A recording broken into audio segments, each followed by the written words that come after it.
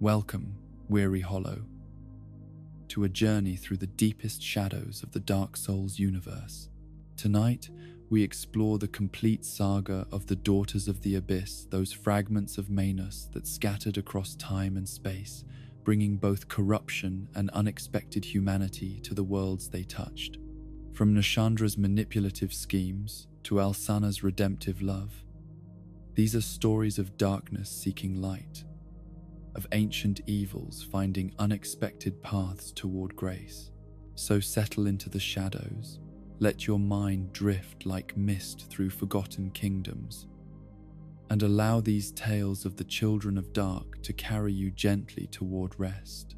In the beginning, before kingdoms rose and fell like waves upon distant shores, before the first flame kindled hope in the hearts of those who would claim dominion over light and shadow, there existed something that was neither god nor dragon, neither flame nor darkness, but the quiet essence from which all human stories would eventually spring. This was the time of the furtive pygmy, that forgotten lord whose very name has been swallowed by the hungry maw of history, leaving behind only whispers and the faintest traces of what once was. The pygmy found something in the dying embers of the first flame, something that the other lords had overlooked in their desperate scramble for power and dominion. Where Gwyn claimed the light, where the Witch of Izalith seized the fires of chaos, and where Nito embraced the power of death itself, the pygmy discovered something far more subtle and infinitely more dangerous. He found the Dark Soul, that fragment of primordial humanity that contained within its shadowy depths all the potential for both creation and destruction that would define the human condition for all the ages to come. This Dark Soul was not a single, unified thing, but rather a collection of fragments, each one containing the essence of human nature in its purest form. Want and desire, love and hatred, hope and despair, all of these contradictory impulses were bound together within the pygmy's discovery, waiting for the right moment to be unleashed upon a world that had never known such complexity. The pygmy, in his wisdom or perhaps his folly, understood that this power was too great to be wielded by any single being, and so he shared it among his descendants, creating the first humans, and setting in motion the great cycle of rise and fall that would characterize every age to follow. Among these early humans, there was one whose name has been lost to time, but whose legacy would echo across millennia of suffering and redemption. This was Manus, though in those distant days he bore a different name and walked beneath the sun as a man like any other, distinguished only by his possession of a fragment of the Dark Soul that burned perhaps a little brighter, yearned perhaps a little more deeply than those carried by his brothers and sisters. He was, in many ways, the most human of humans, embodying all the contradictions and complexities that would come to define his species. Manus lived his life as men do, loving and losing, striving and failing, carrying within his heart all the small joys and great sorrows that make existence meaningful. But there was something he treasured above all else, a simple pendant that had belonged to someone dear to him, perhaps a lover, perhaps a child, perhaps simply a friend whose memory had become the cornerstone upon which his entire identity was built. This pendant, unremarkable to any eye but his, contained within its modest form all the concentrated love and longing of a human heart, all the desperate hope that mortal beings carry like candles against the encroaching dark. When Manus died, as all humans must, he should have passed quietly into whatever realm awaits those who have laid down their burdens and accepted their rest. The Dark Soul within him should have dispersed, finding new homes in new hearts, continuing the eternal cycle of rebirth and renewal that governs all mortal things. But death, it seems, was not prepared for the intensity of longing that Manus carried, the sheer force of will that bound his consciousness to the memory contained within that precious pendant. And so he lingered, not quite alive, but not truly dead, his spirit anchored to the world by chains of love and loss that proved stronger than the natural order itself. For countless centuries he waited in this liminal state, neither growing nor diminishing, sustained by nothing more than the memory of what he had lost and the desperate hope that somehow, someday, it might be restored to him. It was the scholars of Ulasile who finally disturbed this ancient slumber, those well-meaning researchers whose hunger for knowledge led them to dig deep into the ruins of the past, seeking artifacts and wisdom from the age of the ancient lords. They found Manus in his grave, still clutching that precious pendant, and in their ignorance they believed they had discovered merely another relic to be studied and catalogued. They brought both the man and his treasure back to their great library, never suspecting that they had awakened something that should have remained forever at rest. The sorceries they used to examine their find were powerful but crude, lacking the subtle understanding necessary to comprehend what lay before them. As they prodded and probed at the pendant with their magic, seeking to unlock its secrets, they began to fray the delicate bonds that had held Manus's consciousness in its peaceful dormancy. Each spell cast upon the artifact was like a needle driven into the heart of a dreamer. Each incantation, a harsh word shouted into the ear of someone lost in the deepest sleep. Slowly, inevitably, Manus began to wake. But this was not the gentle awakening of natural rest, nor even the confused stirring of someone roused before their time. This was the violent resurrection of a soul that had been torn from its dreams of what was lost, forced back into a world that no longer contained the thing he loved most. The pendant, damaged by the sorcerer's examinations, could no longer hold the pure essence of his memories, and as its magic failed, so too did the last anchor that connected Manus to his humanity. What emerged from that ancient grave was no longer a man, but something far more terrible and tragic. The love that had sustained him through centuries of waiting had curdled into an all-consuming hunger, a desperate need that could never be satisfied, because what it sought had been destroyed by the very process that awakened him. Manus had become the father of the abyss, the first and greatest of the beings who would embody humanity's capacity for endless, destructive want. The transformation was as complete as it was horrifying. Where once there had been a man of normal proportions, now there towered a giant whose body seemed to be composed of crystallized darkness, every surface reflecting the twisted geometries of uncontrolled desire. His limbs stretched to impossible lengths, his hands becoming claws that could reach through the barriers between dimensions themselves, grasping desperately for something that would forever remain beyond his grasp. But it was not merely his physical form that had been changed by his awakening. The dark soul fragment that Manus had carried throughout his mortal life, once a source of strength and identity, had become a wound that could never heal. All the love and longing that had defined him as a human being had transformed into pure, concentrated malice, a force of such corrosive power that it began to eat away at the very foundations of reality around him.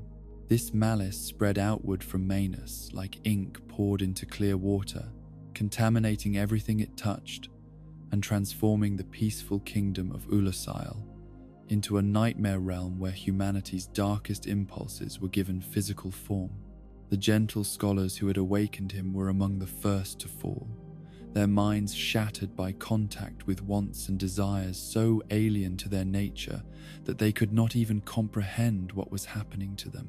The corruption spread beyond the library, beyond the city, beyond the kingdom itself, creating a wound in the world that came to be known as the Abyss.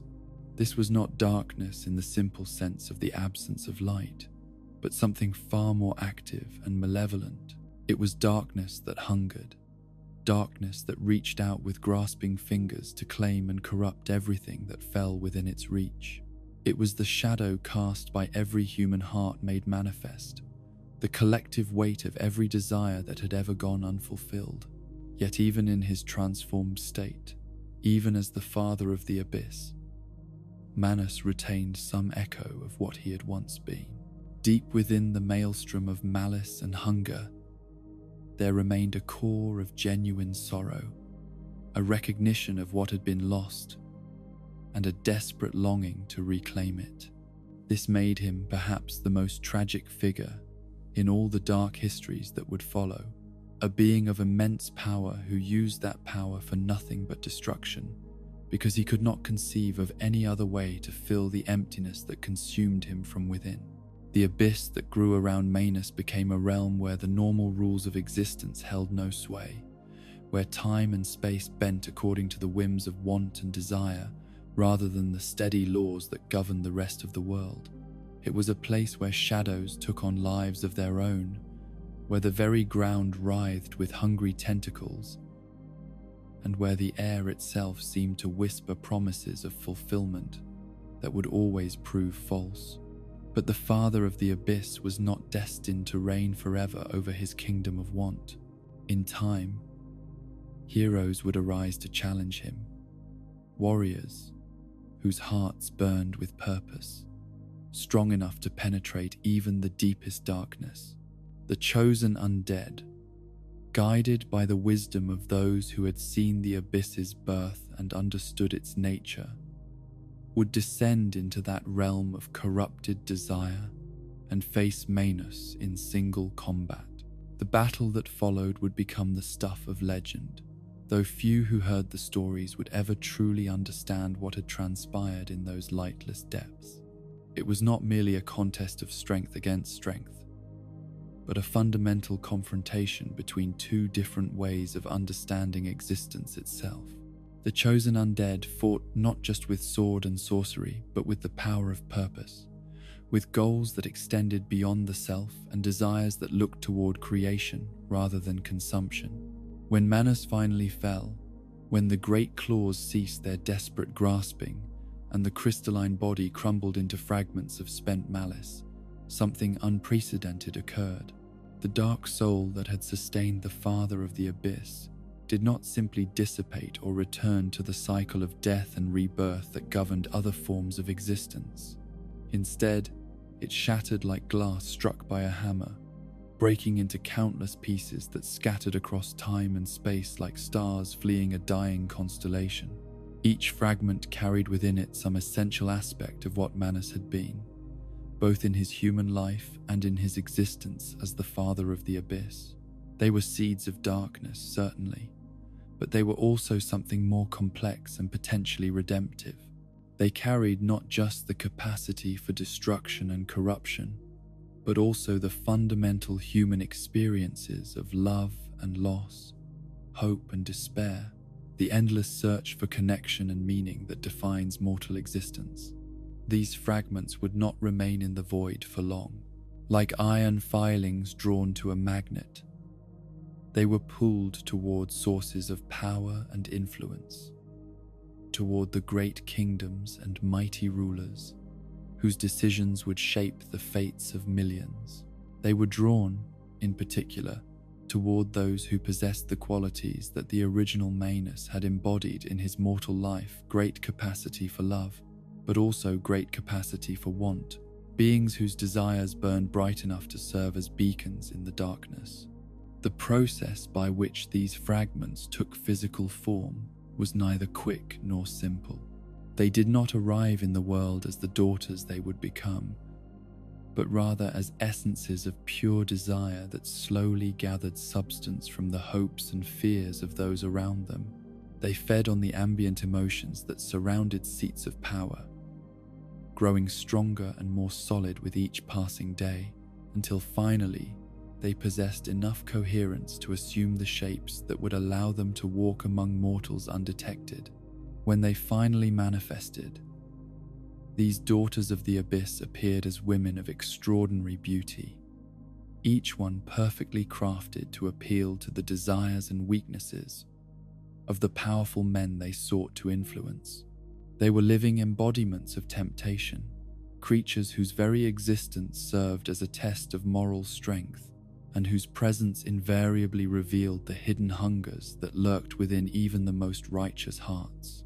Yet they were not mere automatons created for the sole purpose of causing destruction. Each daughter retained some spark of the complex being that Manus had once been, some capacity for growth and change that made their stories more than simple tales of corruption and downfall. They were, in their own way, as much victims of their nature as the kingdoms they destroyed, trapped by desires they had not chosen, and driven by hungers they could not fully understand. The pattern they would follow was as predictable as it was tragic. A daughter would appear at the court of a great king, her beauty and mystery making her irresistible to a ruler whose power had already begun to isolate him from genuine human connection. She would become his queen, his advisor, his most trusted confidant, whispering suggestions that seemed to offer everything he had ever dreamed of achieving. But the daughters were fragments of the abyss, and the abyss knew only hunger. Every suggestion they made, every dream they helped to fulfill, only served to deepen the want in their victims' hearts, to create new desires that were even more impossible to satisfy. The kingdoms that welcomed them would grow in power and splendor for a time, but this growth would be built on foundations of sand, driven by appetites that could never be fed, and ambitions that would ultimately consume everything they touched. The kings who fell under their influence would find themselves changed in ways they could not recognize, their noble intentions gradually twisted into something darker and more selfish. They would launch wars of conquest that brought them great territory but no lasting satisfaction. They would build monuments to their own glory that stood as testimony to their growing isolation from their subjects. They would accumulate wealth and power beyond measure, only to discover that each new acquisition made them hungrier for more. And through it all, the daughters would watch with eyes that reflected both satisfaction and a kind of profound loneliness. They were fulfilling their nature, spreading the influence of the abyss as they had been created to do. But they were also experiencing, perhaps for the first time, something approaching human emotion. They saw the pain their presence caused, witnessed the destruction that followed in their wake, and some small part of them that still remembered what it was to be human began to question whether there might be another way to exist in the world. This internal conflict would define many of their stories, creating within each daughter a tension between her abyssal nature and her emerging humanity. Some would embrace their role as agents of destruction, finding in the chaos they created a kind of purpose that helped to fill the emptiness at their core. Others would struggle against their nature, seeking ways to find meaning and connection that did not require the suffering of others. The kingdoms they influenced would inevitably fall, but the manner of their falling would vary depending on the daughter's individual approach and the strength of will possessed by their chosen king. Some realms would collapse in spectacular conflagrations of war and betrayal, while others would simply fade away like morning mist, their people scattered to the winds and their great works crumbling into forgotten ruins. But in every case, the daughter would remain, her hunger temporarily satisfied, but never truly filled, waiting for the next opportunity to begin the cycle anew. They were eternal in a way that their victims could never be, sustained not by any external source of power but by the fundamental forces of want and desire that could never be completely eliminated from the world. The tragedy of the daughters of the abyss lay not in their power to corrupt and destroy, but in their essential loneliness, their separation from the very connections they craved most deeply. They were beings created from love, transformed into loss, from hope curdled into despair, and their every action served to push them further away from the humanity they unconsciously sought to reclaim. In time, as ages turned and kingdoms rose and fell like waves upon a distant shore, some of the daughters would discover that their nature was not as immutable as they had believed. Through acts of unexpected kindness, through encounters with those who saw beyond their abyssal origins to the spark of humanity within, a few would find ways to transcend their original purpose and discover new forms of existence that honored both their dark heritage and their capacity for redemption. But that is a story for another part of our journey through the shadows, a tale of love conquering nature and light emerging from the deepest darkness. For now, let us simply rest in the knowledge that even the most profound corruption carries within it the seeds of its own transformation, and that the human capacity for change extends even to those who have forgotten what it means to be human. In the kingdom of Drangleic, where the great King Vendrick ruled over lands that stretched from the misty shores of the west to the sun-baked deserts of the east, there came a time when the very air seemed to shimmer with possibility and promise. The realm had grown mighty under his wise governance, its cities flourishing like gardens in eternal spring, its people prosperous and content beneath the protection of their beloved monarch. Trade routes carried goods from distant lands through bustling marketplaces, while scholars gathered in great libraries to debate philosophy and magic, their discussions echoing through halls that had been built to last for all eternity. King Vendrick himself was a man of extraordinary presence and wisdom, tall and broad-shouldered like the ancient kings of legend, his voice carrying the kind of authority that could quiet a battlefield with a single word. His beard, dark as midnight and streaked with silver that spoke of years spent in careful deliberation, framed a face that combined the strength of a warrior with the thoughtfulness of a philosopher. Those who looked upon him saw not just a ruler, but a protector, a father figure who had dedicated his entire existence to the welfare of his subjects and the prosperity of his realm. The king's court was a place of wonder and learning, where the greatest minds of the age gathered to share their knowledge and contribute to the kingdom's ever-growing store of wisdom. Alchemists worked alongside architects, while military strategists debated with poets about the nature of leadership and the responsibilities that came with power. It was a place where ideas flowed as freely as wine, where innovation was celebrated and where the future seemed bright with unlimited potential. Yet for all his accomplishments, for all the love and respect he commanded from his people, King Vendrick remained a man alone. His queen had died many years earlier, taken by a wasting illness that had defied all the healer's arts, and though he had grieved her loss with the dignity befitting his station, those closest to him could see that something essential had gone out of him with her passing. He ruled with the same wisdom and strength as before, but there was a distance in his eyes now, a sense that part of his heart had followed his beloved into whatever realm awaits the departed. The courtiers and nobles who surrounded him understood this loneliness, though they were careful never to speak of it directly. They saw how he would sometimes pause in the middle of state ceremonies, his gaze turning distant, as if he were listening for a voice that would never again call his name. They noticed how he avoided the gardens where he and his queen had once walked together in the evenings, how certain pieces of music would cause him to excuse himself from entertainments with polite but unmistakable haste. It was into this atmosphere of success shadowed by solitude that she came, arriving at the court with such grace and beauty that those who witnessed her first appearance would speak of it in hushed tones for the rest of their lives. There was something about her that seemed to capture and reflect the very essence of desire itself, as if she had been crafted by divine hands to embody everything that a lonely heart might yearn for in its deepest moments of want.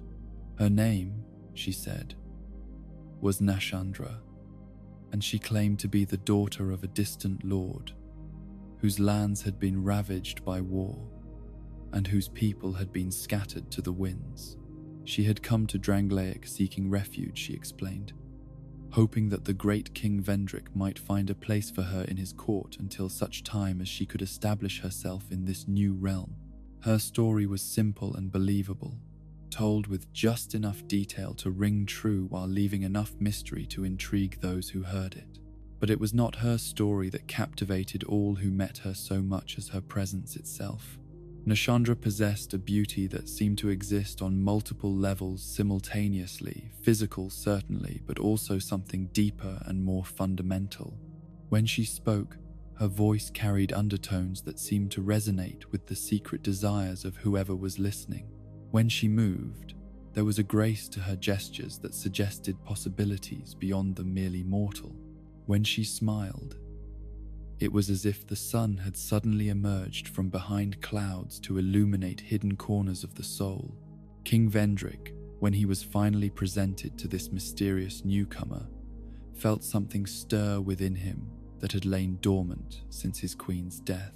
Here was someone whose very presence seemed to promise that the emptiness in his heart might finally be filled, that the kingdom he had built could become even greater than he had dared to imagine. There was an intelligence in her eyes that suggested she could be not just a companion, but a true partner in the great work of ruling. Someone who could understand and share the burdens that came with absolute power. The attraction between them was immediate and profound, though both were careful to observe the proper forms and courtesies that their respective positions demanded. Nashandra accepted a place in the court as a lady-in-waiting to one of the noble families, a position that gave her access to the highest circles of power, while maintaining an appearance of propriety.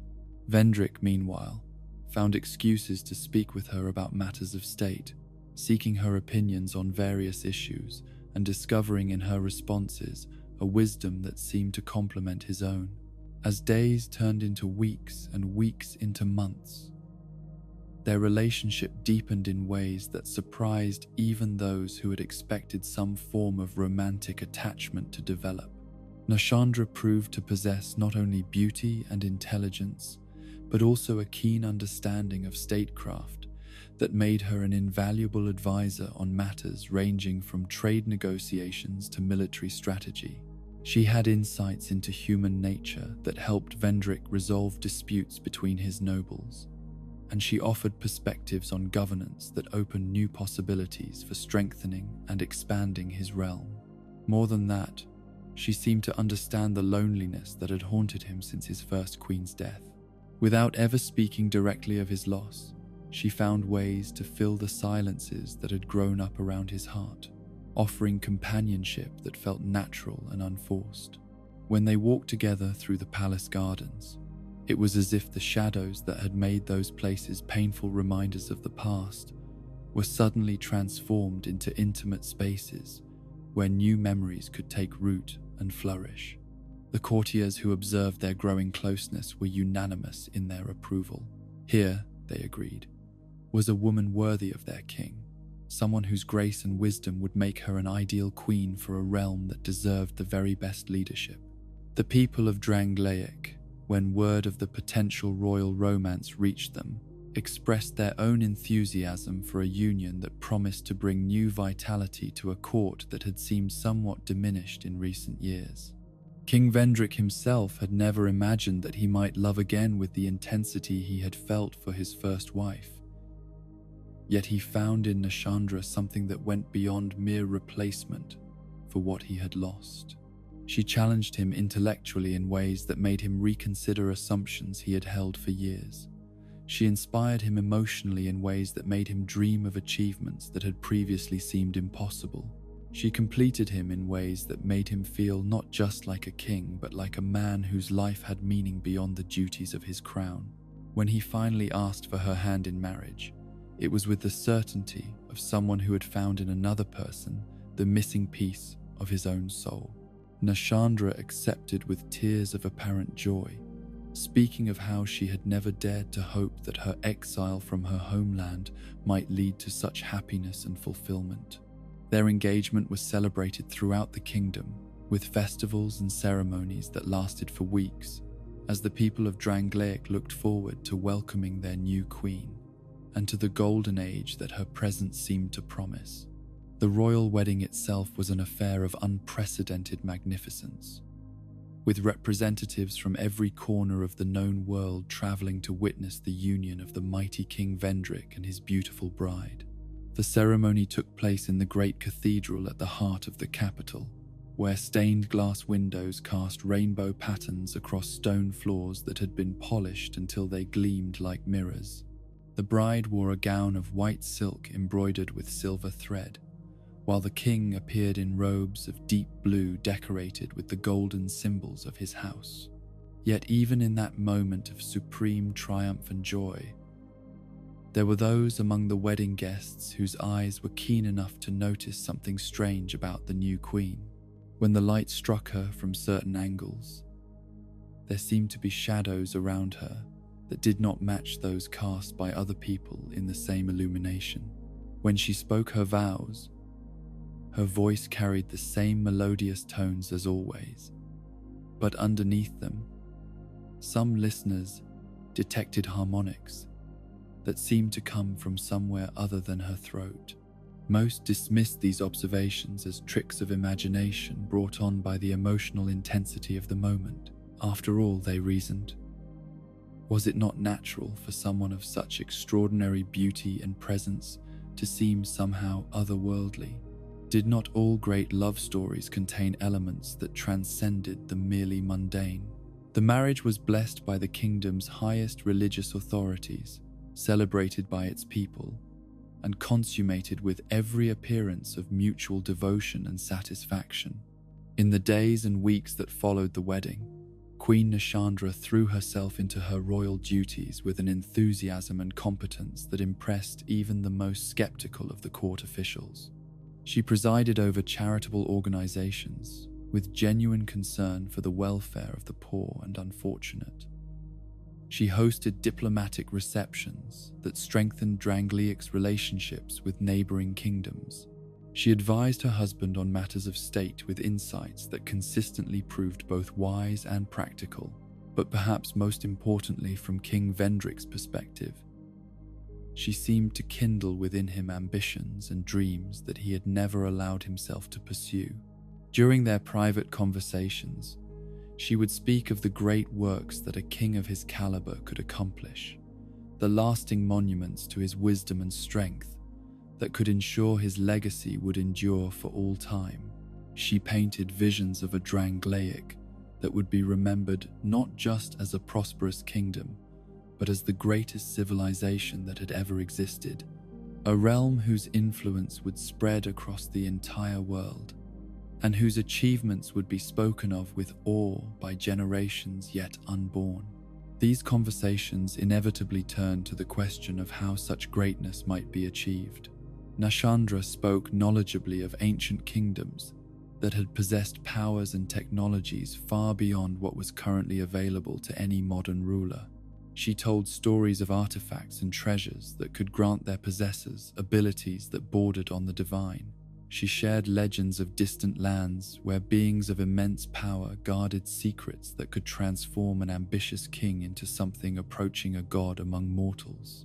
King Vendrick, listening to these tales in the privacy of their chambers, felt his heart burning with desires he had never previously allowed himself to contemplate. Why should Drangleic be content to be merely prosperous when it could be legendary? Why should he be satisfied with being a good king when he possessed the potential to become the greatest ruler in the history of the world? His queen's words seemed to unlock chambers in his mind that had been sealed by what he now recognized as an excess of humility and caution. The transformation in the king's thinking was gradual but profound. Where once he had been content to rule wisely and well, leaving expansion and conquest to other, more aggressive monarchs, he now began to see such restraint as a form of weakness that ill befitted a man of his capabilities. Where once he had been satisfied with the boundaries of his realm, he now looked beyond those borders, with eyes that calculated how much greater Drangleic could become if only he possessed the will to claim what could be his. Queen Nashandra, Observing these changes in her husband with satisfaction that she was careful to conceal, continued to feed his growing ambitions with carefully chosen words and strategically timed suggestions. She spoke of how the other kingdoms viewed Drangleic with a mixture of envy and contempt, seeing its peaceful nature as evidence that its king lacked the strength necessary for true greatness. She shared intelligence, gathered through means she never fully explained, about the weaknesses and vulnerabilities of neighboring realms that could be exploited by a ruler with sufficient vision and determination. Most significantly, she began to speak more frequently and specifically about a distant land across the sea, a realm inhabited by beings called giants, whose civilization possessed treasures and knowledge that could transform Drangleic from a merely earthly kingdom into something that approached divinity. These giants, she claimed, had grown complacent in their isolation, their great powers making them careless about defending what they had accumulated over countless generations. The Queen painted vivid pictures of what could be found in the giants' homeland: artifacts of unimaginable power, technologies that could extend human life indefinitely, wisdom that could unlock the deepest secrets of existence itself. All of this, she suggested, was sitting virtually unguarded, waiting for a king with sufficient courage and vision to cross the sea and claim it for his own people. The giants themselves, despite their size and strength, were few in number and unused to warfare against creatures as cunning and determined as humans. King Vendrick found these descriptions increasingly difficult to dismiss. The rational part of his mind recognized that launching an unprovoked war against a distant people represented exactly the kind of aggressive expansion he had previously rejected as both immoral and impractical.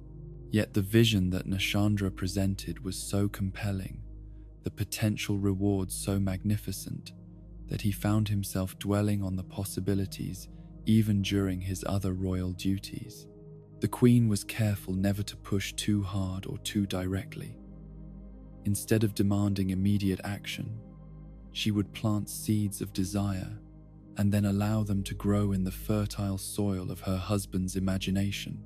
She would mention some particular treasure that the giants supposedly possessed, then change the subject before Vendrick could fully consider the implications.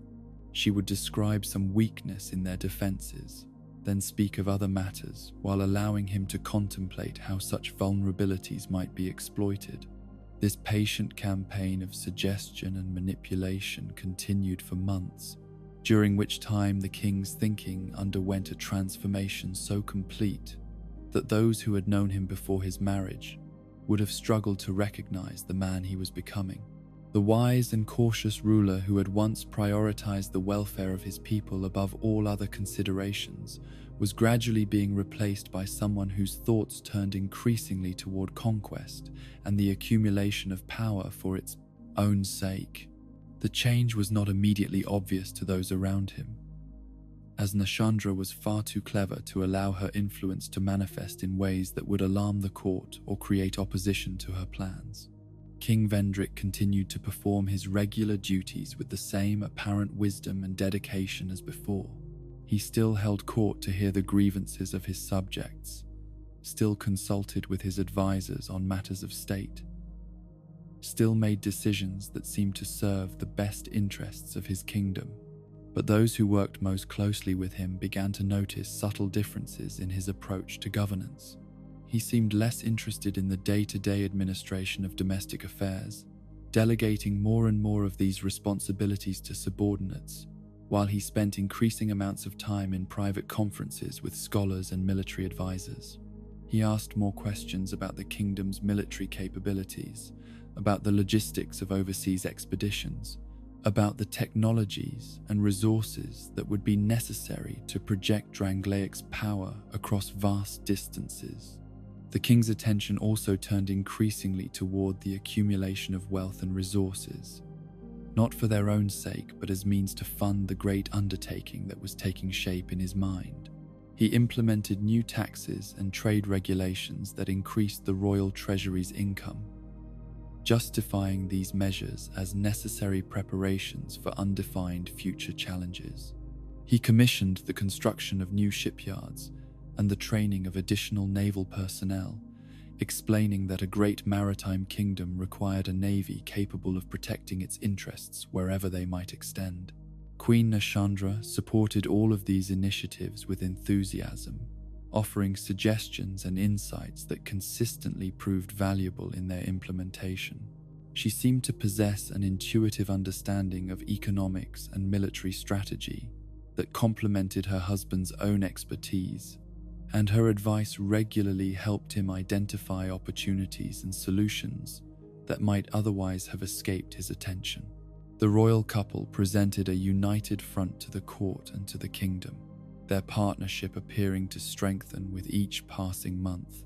Yet there were still those observant courtiers who noticed things about the queen that troubled them, even if they could not articulate exactly what made them uneasy. There was something about the way shadows fell around her that seemed slightly wrong, as if the darkness responded to her presence in ways that defied natural law. There were moments when her eyes reflected light in patterns that reminded viewers of things they would prefer not to remember, depths that seemed to contain knowledge of subjects that no mortal woman should understand. More troubling still were the changes that seemed to occur in people who spent extended periods in the Queen's company. Servants who worked closely with her would gradually become more withdrawn and secretive, as if they were carrying burdens that they could not share with anyone else. Courtiers who had once been open and gregarious would develop a tendency toward suspicion and paranoia, seeing plots and conspiracies in the most innocent interactions. Even some of the kingdom's religious leaders began to report disturbing dreams and visions after attending ceremonies where the Queen was present. These concerns, when they were voiced at all, were dismissed by the king with a combination of irritation and protective loyalty that surprised those who knew him well. Vendrick had always been a man who listened carefully to the observations and concerns of his trusted advisors. But when the subject turned to his beloved queen, he became defensive in ways that seemed out of character. He would cut short conversations that touched on Nashandra's possible influence, and he showed increasing impatience with anyone who suggested that her counsel might not always serve the kingdom's best interests. This protection of his wife was perhaps understandable given the intensity of his feelings for her, but it also represented another step in his gradual transformation from a king who had once been known for his careful consideration of all perspectives to one who was increasingly unwilling to hear opinions that conflicted with his own. Désir, the wise and humble ruler who had built Drangleic into a beacon of justice and prosperity, was slowly being replaced by someone whose primary concern was the fulfillment of ambitions that grew larger and more grandiose with each passing day. The final phase of Queen Nashandra's corruption of her husband began when she started to speak more specifically about the timing of the proposed expedition against the giants. She presented him with detailed intelligence about seasonal weather patterns that would affect maritime travel, about political situations in various kingdoms that might create opportunities for alliance or conquest, about economic factors that could influence the success or failure of a major military undertaking.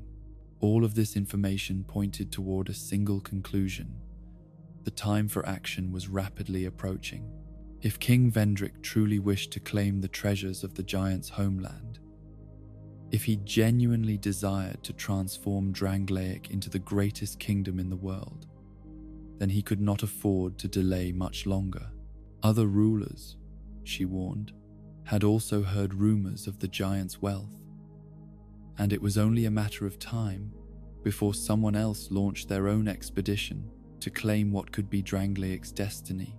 The urgency in her voice when she spoke of these matters was carefully calculated to appeal to her husband's growing fears of being surpassed by rivals or missing opportunities that might never come again. She painted vivid pictures of how he would feel if he learned that some other king had claimed the giant's treasures while he had hesitated and delayed. She described the regret that would haunt him for the rest of his life, if he allowed caution to rob him of the chance to achieve true greatness. King Vendrick, his judgment now so thoroughly compromised by months of subtle manipulation, found these arguments impossible to resist. The thought of losing such an opportunity to a rival filled him with a kind of desperate urgency that overrode all other considerations. The treasures that Nashandra described seemed so magnificent, the potential transformation of his kingdom so appealing, that the risks and moral questions involved in unprovoked aggression seemed insignificant by comparison. And so, in a decision that would ultimately destroy everything he had built and doom his kingdom to corruption and decay, King Vendrick gave the order for the preparation of the great fleet that would carry Drangliac's armies across the sea to the land of the giants. The die was cast, the point of no return passed, and the stage set for a tragedy that would echo across the ages like the tolling of a funeral bell. But Nashandra's greatest triumph was also the beginning of her greatest frustration. For while she had succeeded in corrupting the king and setting in motion the events that would bring about the destruction she craved, she had also revealed something of her true nature in the process. King Vendrick, for all his transformation, retained enough of his original wisdom to begin recognizing the patterns in his own behavior and to question the source of desires that seemed to grow stronger even as they were fed. The queen, who had seemed like the answer to all his prayers, was beginning to reveal herself as something far more complex and dangerous, and the king, who had loved her so completely, was starting to understand that his greatest enemy might be the woman who shared his bed and his throne. In the depths of the world, where sunlight had never touched the ancient stones, and where the very air seemed to whisper with the memories of ages long forgotten, there lay a city that had once been called the jewel of the underground realms.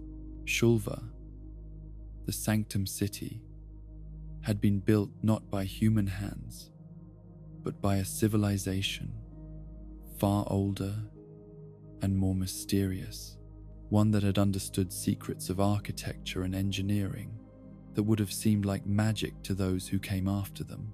The city's towers spiraled upward through vast caverns like prayers made manifest in stone, their surfaces carved with intricate patterns that seemed to shift and flow when observed from different angles. This was a place where the boundary between the sacred and the profane had been carefully maintained through countless generations, where ancient rituals had been performed to honor forces that dwelt in the deeper places of the earth.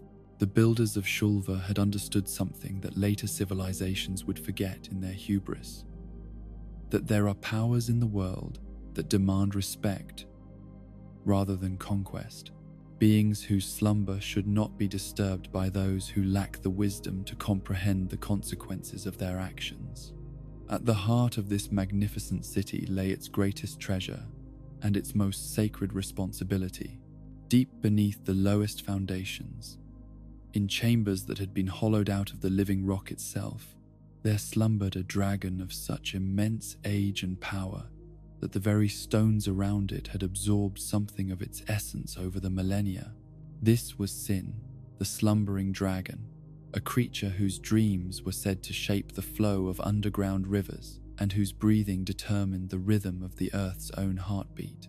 Sin was not merely a beast to be feared or a force to be contained, but something approaching a deity in the eyes of those who served as guardians of the sanctum city.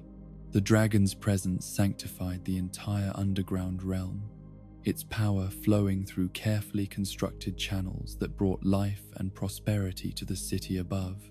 Sacred springs bubbled up from the depths, carrying waters that could heal the sick and restore youth to the aged, while the very air in certain chambers possessed properties that could grant visions of the future to those pure enough in heart to interpret them correctly. The guardians who tended these sacred mysteries were a people apart, chosen from birth to serve the sleeping dragon and to maintain the delicate balance that kept both the city and its slumbering guardian in harmony.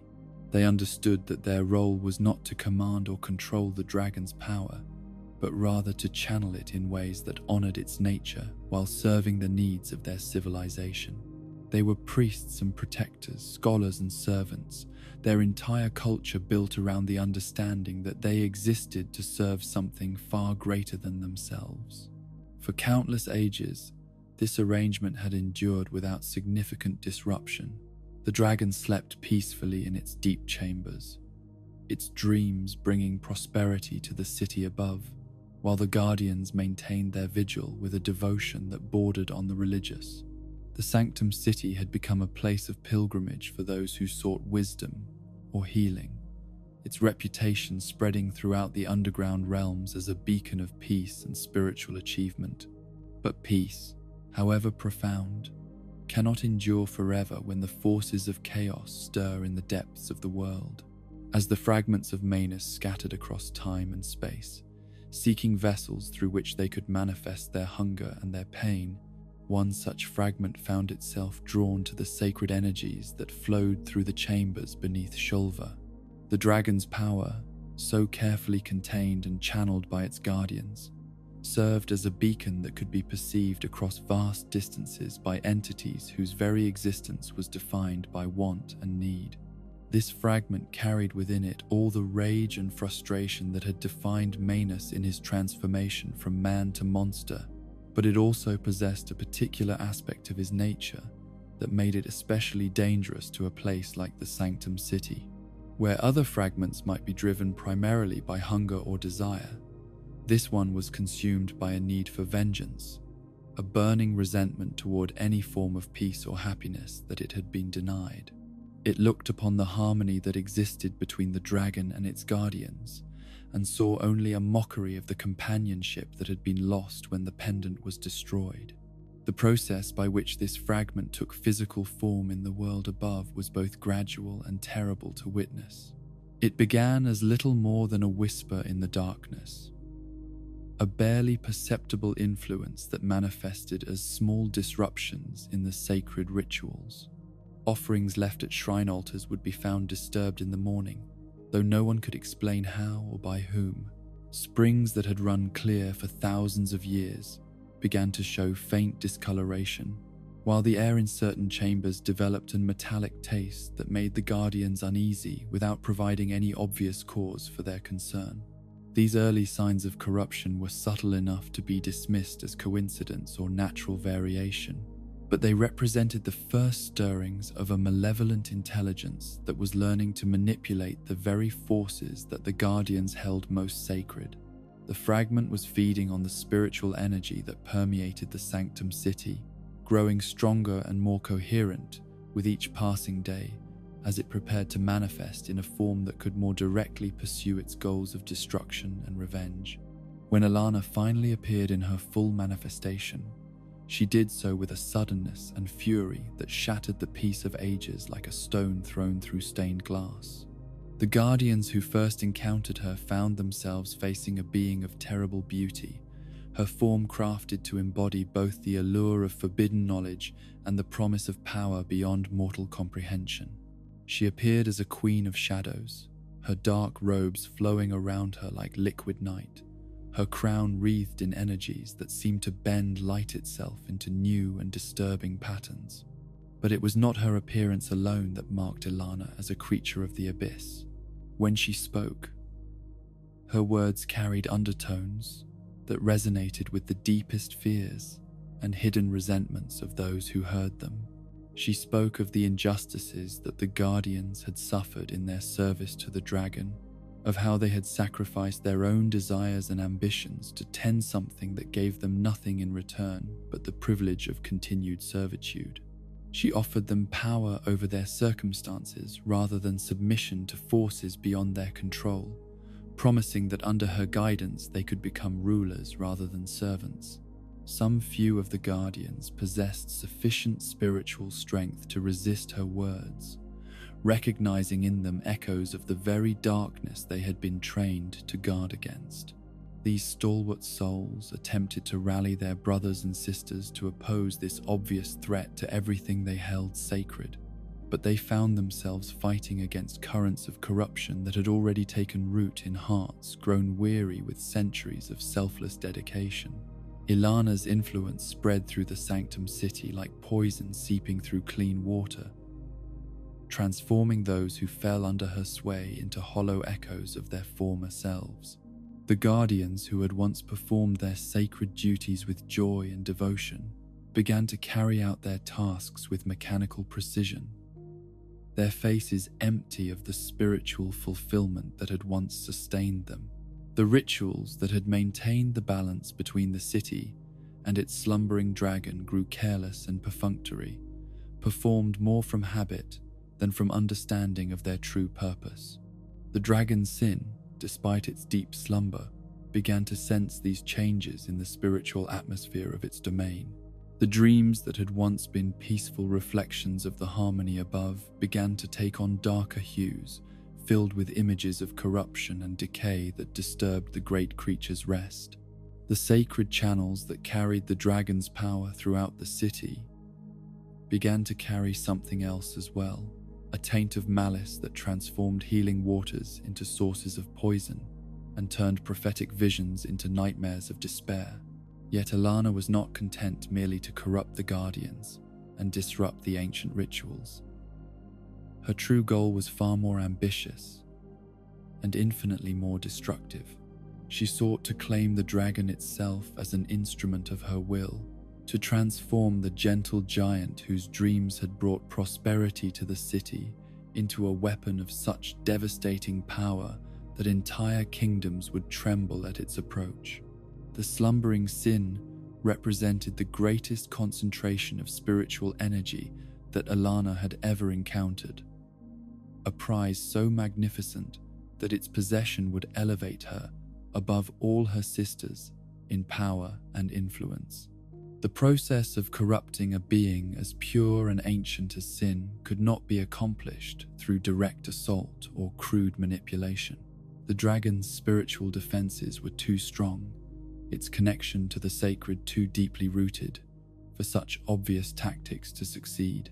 Instead, Ilana employed a strategy of gradual poisoning, introducing trace amounts of abyssal corruption into the very systems that sustained the dragon's existence.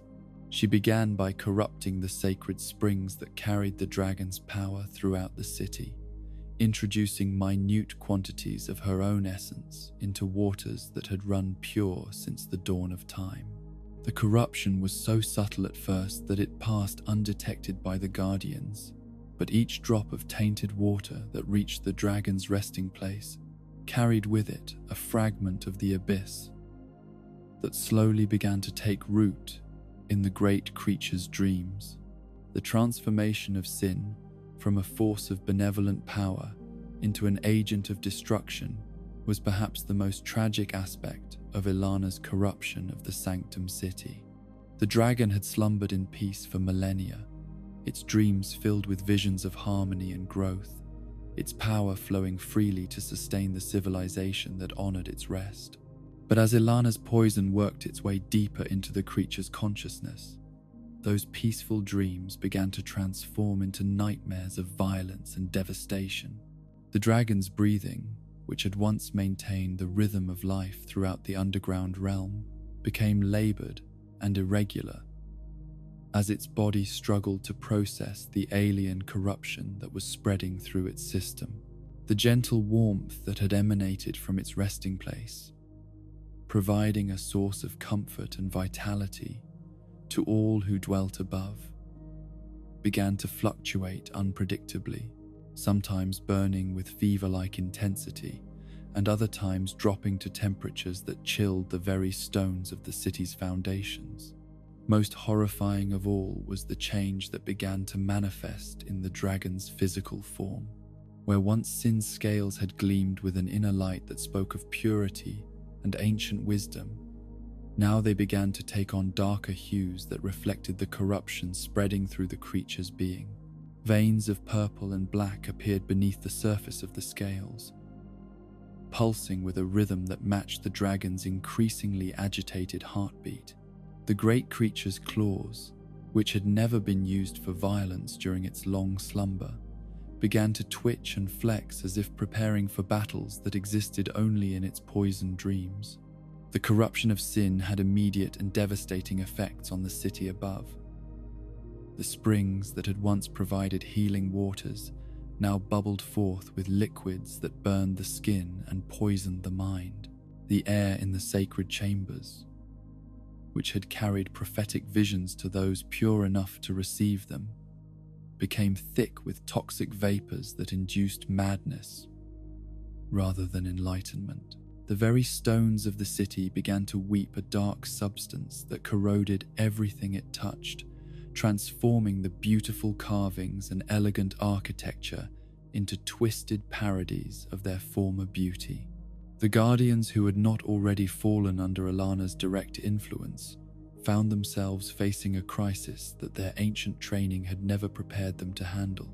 The rituals that had maintained the balance between city and dragon for countless generations no longer worked as intended, while new and unfamiliar procedures seemed necessary to contain the spreading corruption. Many of these stalwart souls threw themselves into desperate research, seeking some way to cleanse the poison from their sacred charge, but they found that every effort to help the dragon only seemed to accelerate the pace of its transformation. Some few guardians, recognizing that the source of the corruption lay not in any natural disease or external force, but in the malevolent presence that had taken up residence in their city, attempted to confront Elana directly. These brave souls armed themselves with weapons blessed by ancient rites and approached the squalid queen with the intention of driving her from their sacred realm through force of arms if necessary. But Elana had grown strong during her time in the Sanctum City, fed by the spiritual energy she had stolen from the dragon and empowered by the corruption she had spread throughout the underground realm. Those guardians who challenged her found themselves facing not just a single enemy, but an entire army of shadows, creatures of living darkness that seemed to be extensions of her will rather than separate beings. The battles that followed were brief and one-sided, with the corrupted queen demonstrating powers that far exceeded anything the guardians could bring to bear against her. The defeat of these would-be heroes marked the final stage of Shulva's transformation from sanctuary to charnel house. With all organized resistance eliminated, Elana was free to accelerate the process of corruption that she had been carefully managing for so long. The dragon's sin, its dreams now completely consumed by visions of violence and destruction, began to stir from its ancient slumber with movements that shook the very foundations of the underground realm. When the great dragon finally awoke, it was no longer the benevolent guardian that had blessed the Sanctum City with its presence for so many ages. The creature that emerged from the deep chambers was a thing of poison and rage, its once pure breath now carrying toxic vapors that could kill with a single inhalation. Its scales, which had once gleamed with inner light, now wept a corrosive poison that turned the very air around the dragon into a weapon of mass destruction. The awakening of the corrupted sin spelled doom not just for the few surviving guardians, but for the entire ecosystem of the underground realm. The toxic breath of the dragon spread through the cavern systems like a plague, poisoning underground rivers and killing the ancient fungi that had provided light in the deepest places. Creatures that had evolved over millions of years to thrive in the unique environment created by the dragon's benevolent presence found themselves facing extinction as their world transformed around them into something alien and orgos, hostile. The Sanctum City itself began to crumble as the dragon's poisonous breath ate away at the foundations that had supported it for so long. Towers that had stood for millennia began to lean and fall, their elegant stonework dissolving under the corrosive effects of the toxic atmosphere. The sacred chambers where generations of guardians had performed their holy duties filled with poisonous gas that made them uninhabitable.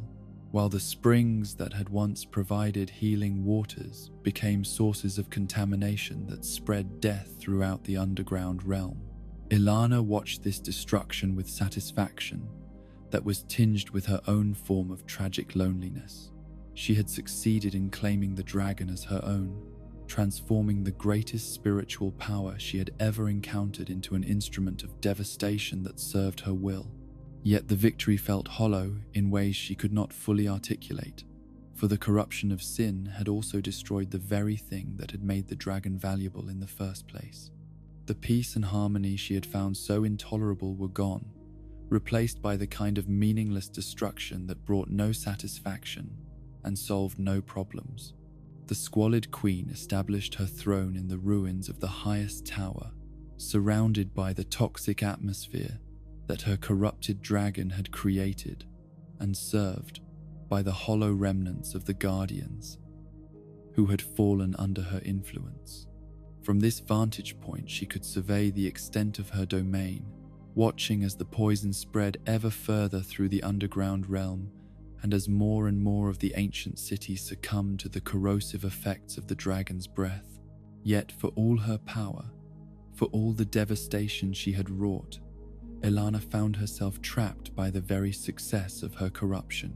The dragon's sin, now fully awakened and completely under her control, required constant attention and management to prevent its poisonous nature from destroying even those few servants she still retained.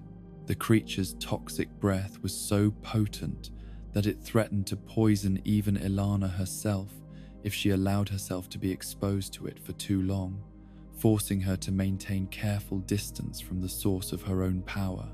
More troubling still was the dragon's increasing instability as the corruption continued to work its way through the creature's ancient being. Sin had not been designed by nature to carry such quantities of poison and malice, and the strain of maintaining these alien influences was beginning to take its toll on the dragon's physical form. Episodes of uncontrolled rage would send the creature into frenzies of destruction that threatened to bring down what remained of the city, while periods of sudden lethargy would leave it vulnerable to the few remaining pockets of resistance that still existed in the underground realm. The survivors of Shulva's fall, those few guardians and citizens who had managed to escape the initial wave of corruption, found themselves faced with a choice between exile and extinction. Some fled to the deepest places of the underground realm, seeking refuge in caverns so remote that even the dragon's poison had not yet reached them. Others attempted to establish new settlements on the surface world, carrying with them whatever knowledge and artifacts they could salvage from their lost civilization. But many chose to remain in the ruins of their sacred city, driven by a sense of duty that transcended considerations of personal survival. These stalwart souls, recognizing that they lacked the power to cleanse the corruption that had consumed their home, instead dedicated themselves to containing it as best they could. They established watch posts at the entrances to the underground realm, warning away any who might be tempted to explore the ruins, and inadvertently spread the dragon's poison to new areas. These guardians of the ruined city became known to later generations as the Drake Blood Knights, warriors who had traded their lives for the chance to prevent an even greater catastrophe.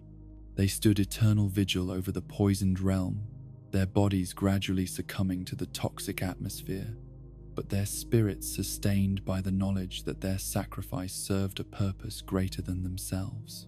They became living monuments to the tragedy that had befallen Shulva, their presence serving as both warning and inspiration to any who might encounter them.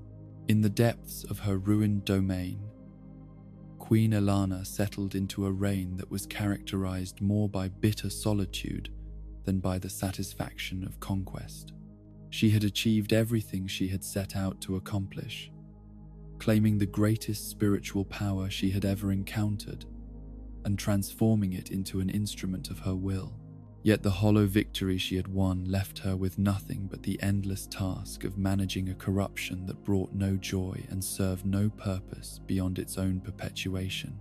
The dragon's sin, now fully awake but completely poisoned by its association with the abyss, became both Elana's greatest weapon and her most persistent burden. The creature's toxic presence ensured that no challenger could approach her directly, but it also made meaningful companionship impossible and transformed her once beautiful city into a wasteland that reflected only her own inner emptiness.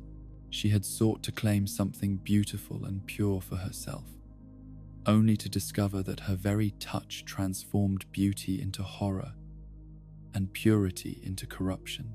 And so the squalid queen took her place among the daughters of the abyss as both a cautionary tale and a testament to the self-defeating nature of the corruption she embodied. Her story would serve as a warning to future generations about the dangers of allowing resentment and rage to consume one's better nature, and as a reminder that some victories are so hollow that they become indistinguishable from defeat.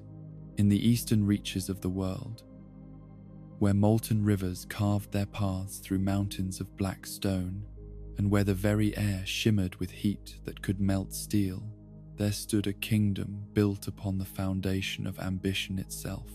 This was the realm of the Iron King, a monarch whose name had once been spoken with reverence throughout the known world, whose achievements in the arts of metallurgy and engineering had elevated his people to heights of prosperity that seemed to challenge the very gods themselves. The Iron King had not been born to such greatness, but had claimed it through a combination of vision, determination, and an appetite for expansion that knew no natural limits. He had begun his reign as the ruler of a modest kingdom blessed with rich deposits of iron ore and coal, resources that his predecessors had exploited in careful moderation to ensure their continued availability for future generations. But where others saw the need for conservation and restraint, the Iron King perceived only opportunity waiting to be seized by hands bold enough to grasp it. Under his rule, the great forges burned day and night, their flames reaching temperatures that had never before been achieved by mortal craftsmen. The mountains that surrounded his kingdom echoed constantly with the sound of hammers striking anvils, while rivers of molten metal flowed through specially constructed channels that carried the raw materials of industry to every corner of his expanding realm. The Iron King's subjects, inspired by their monarch's boundless ambition, threw themselves into their work with a fervor that bordered on religious devotion. The kingdom's expansion was not limited to the enhancement of existing facilities, but extended deep into the earth itself as the Iron King ordered the excavation of mine shafts that plunged ever deeper into the mountain's heart. Where previous rulers had been content to work the surface veins of ore, he demanded access to the richer deposits that lay far beneath the surface, convinced that the wealth hidden in the deepest places would allow him to build an empire that would endure for all eternity. The great tower that became the symbol of his realm rose from the heart of his domain, like a monument to the very concept of industry itself. Broom Tower, as it came to be known, stretched impossibly high into the smoke-filled sky, its multiple levels housing the most advanced workshops and laboratories that had ever been conceived by human minds. Each floor served a different function in the vast machine of production that the Iron King had created, while the tower's peak reached toward the heavens, as if to proclaim that human ingenuity could challenge even the realm of the gods. Within this great tower, the Iron King established his throne room in a chamber that embodied all his achievements and ambitions. The walls were lined with suits of armor crafted from metals so pure and strong that they seemed to glow with their own inner light, while weapons of incredible beauty and deadly efficiency hung in displays that showcased the pinnacle of the metalworker's art. The throne itself was forged from iron that had been heated and reheated so many times that it had achieved a perfection of form that seemed almost supernatural. Yet for all his accomplishments, For all the wealth and power he had accumulated through his relentless expansion of his kingdom's industrial capabilities, the Iron King remained a man haunted by a loneliness that no amount of material success could fill. He had dedicated his entire existence to the pursuit of greatness, sacrificing personal relationships and simple pleasures in favor of the endless work of building his industrial empire. His court was filled with skilled craftsmen and learned advisors, but it lacked the warmth of genuine companionship that might have made his achievements meaningful on a human level. The king had never married, not because he lacked for suitable partners among the nobility of neighboring kingdoms, but because he had never found anyone whose presence could compete with the allure of his forges and workshops. He had convinced himself that such attachments would only serve as distractions from the great work he was destined to accomplish, that a true king must be willing to sacrifice personal happiness for the greater glory of his realm and the advancement of his people. This philosophy had served him well during the years of expansion and growth, when there were always new challenges to overcome and fresh projects to undertake. But as his kingdom reached the limits of what could be achieved through conventional means, as the easily accessible veins of ore began to show signs of depletion, and the costs of deeper excavation began to mount, the Iron King found himself facing questions that could not be answered through the application of heat and hammer. It was during this period of growing uncertainty that he made the decision that would ultimately seal his fate. Convinced that even greater riches lay in the deepest parts of the earth, places that no previous generation had dared to explore, he ordered the excavation of shafts that would penetrate to the very core of the mountain itself. His advisors counseled caution, warning that such deep excavations might disturb forces that were better left undisturbed, but the Iron King dismissed their concerns as the timidity of lesser minds who lacked the vision necessary for truly great achievements. The work proceeded with the same relentless intensity that had characterized all of the Iron King's projects, with teams of miners working around the clock to drive the shafts ever deeper into the mountain's heart. The deeper they dug, the more extreme became the conditions they encountered, with temperatures rising to levels that made ordinary work impossible, and gases seeping from the rock that required increasingly sophisticated ventilation systems to keep the workers alive. But the Iron King, driven by an obsession that had replaced rational planning with desperate hope, continued to demand greater speed and deeper penetration, regardless of the mounting costs in both treasure and human life. He had convinced himself that somewhere in the deepest places lay deposits of ore so pure and abundant that their discovery would justify any sacrifice, that the wealth they would provide would allow him to build monuments that would make all his previous achievements seem like the work of a child playing with toys. The end, when it finally came, was as sudden as it was complete. On a day when the forges burned hotter than they ever had before, and when the great machines of industry hummed with unprecedented activity, the deepest excavation finally broke through into a pocket of molten rock that had been sealed beneath the mountain for ages beyond counting.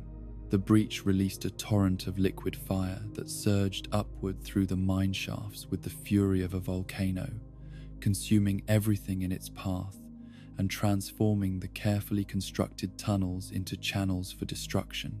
The Iron King himself was in the deepest part of his domain when the catastrophe struck, having descended to personally supervise the work that he believed would crown his lifetime of achievement. The molten rock that engulfed him was so intensely hot that his body was instantly vaporized, while his iron crown and royal regalia were transformed into part of the flowing stream of metal that filled the lower levels of his great tower. The transformation of the Iron King from living monarch to part of the molten foundation of his own realm was both an ending and a beginning, for his death did not bring peace to the kingdom he had built through such relentless ambition. The industrial empire he had created was too vast and complex to simply cease functioning with the death of its architect, while the forces he had unleashed through his deep excavations continued to reshape the physical structure of his domain in ways that would have consequences far beyond his own lifetime. Broom Tower itself became a monument to the folly of unchecked ambition, its lower levels filled with the same molten metal that had claimed its builder's life, while its upper chambers remained eerily empty, waiting for some new occupant to claim the throne that would never again know a living king. The great forges continued to burn, fed by the same underground fires that had destroyed their master, while the workshops and laboratories stood abandoned like altars in a temple whose god had perished. It was into this scene of magnificent desolation that she came, drawn by the spiritual emptiness that surrounded the Iron King's vacant throne like a beacon visible across vast distances to those whose nature attuned them to such voids. The fragment of Manus that would become known as Nadalia had wandered the world for longer than mortal minds could comprehend, seeking something that could fill the aching loneliness that defined her existence, some connection or purpose that might transform her from a creature of pure want into something approaching genuine fulfillment. The empty throne of the Iron King called to her with a promise that seemed almost too perfect to be real. Here was a seat of power that had been abandoned, not through conquest or betrayal, but through the death of someone whose dedication to his work had left him as isolated and lonely as she herself had always been. Here was a kingdom built through ambition and industry, rather than through the more common foundations of warfare and political manipulation, a realm that might appreciate the kind of devotion and partnership that she had always yearned to offer. When Nadalia first manifested in the Great Tower, she appeared not as the Dark Queen she would eventually become, but as something closer to a mourning bride, her form draped in veils of shadow that seemed to flutter with their own inner wind. She moved through the abandoned chambers with a reverence that bordered on worship, her footsteps making no sound on the metal floors, while her presence seemed to bring a kind of peace to rooms that had been filled only with the echoes of vanished ambition. The discovery of the Iron King's fate, when she finally descended to the molten depths where his physical form had merged with the flowing metal of his own creation, filled her with a grief that was both personal and cosmic in its intensity.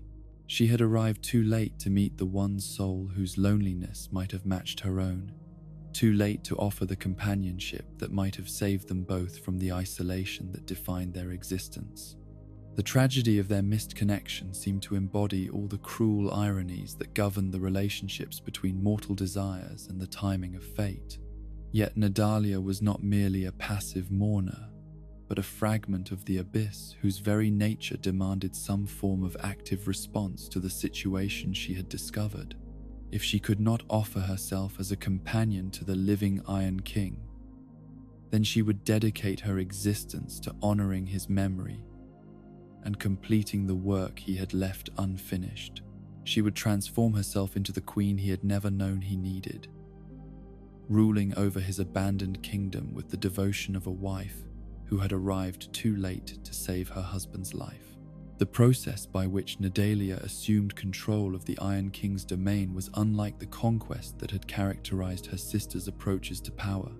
Rather than corrupting or manipulating the existing inhabitants, she found herself ruling over a realm that had been largely emptied by the catastrophe that claimed its original master.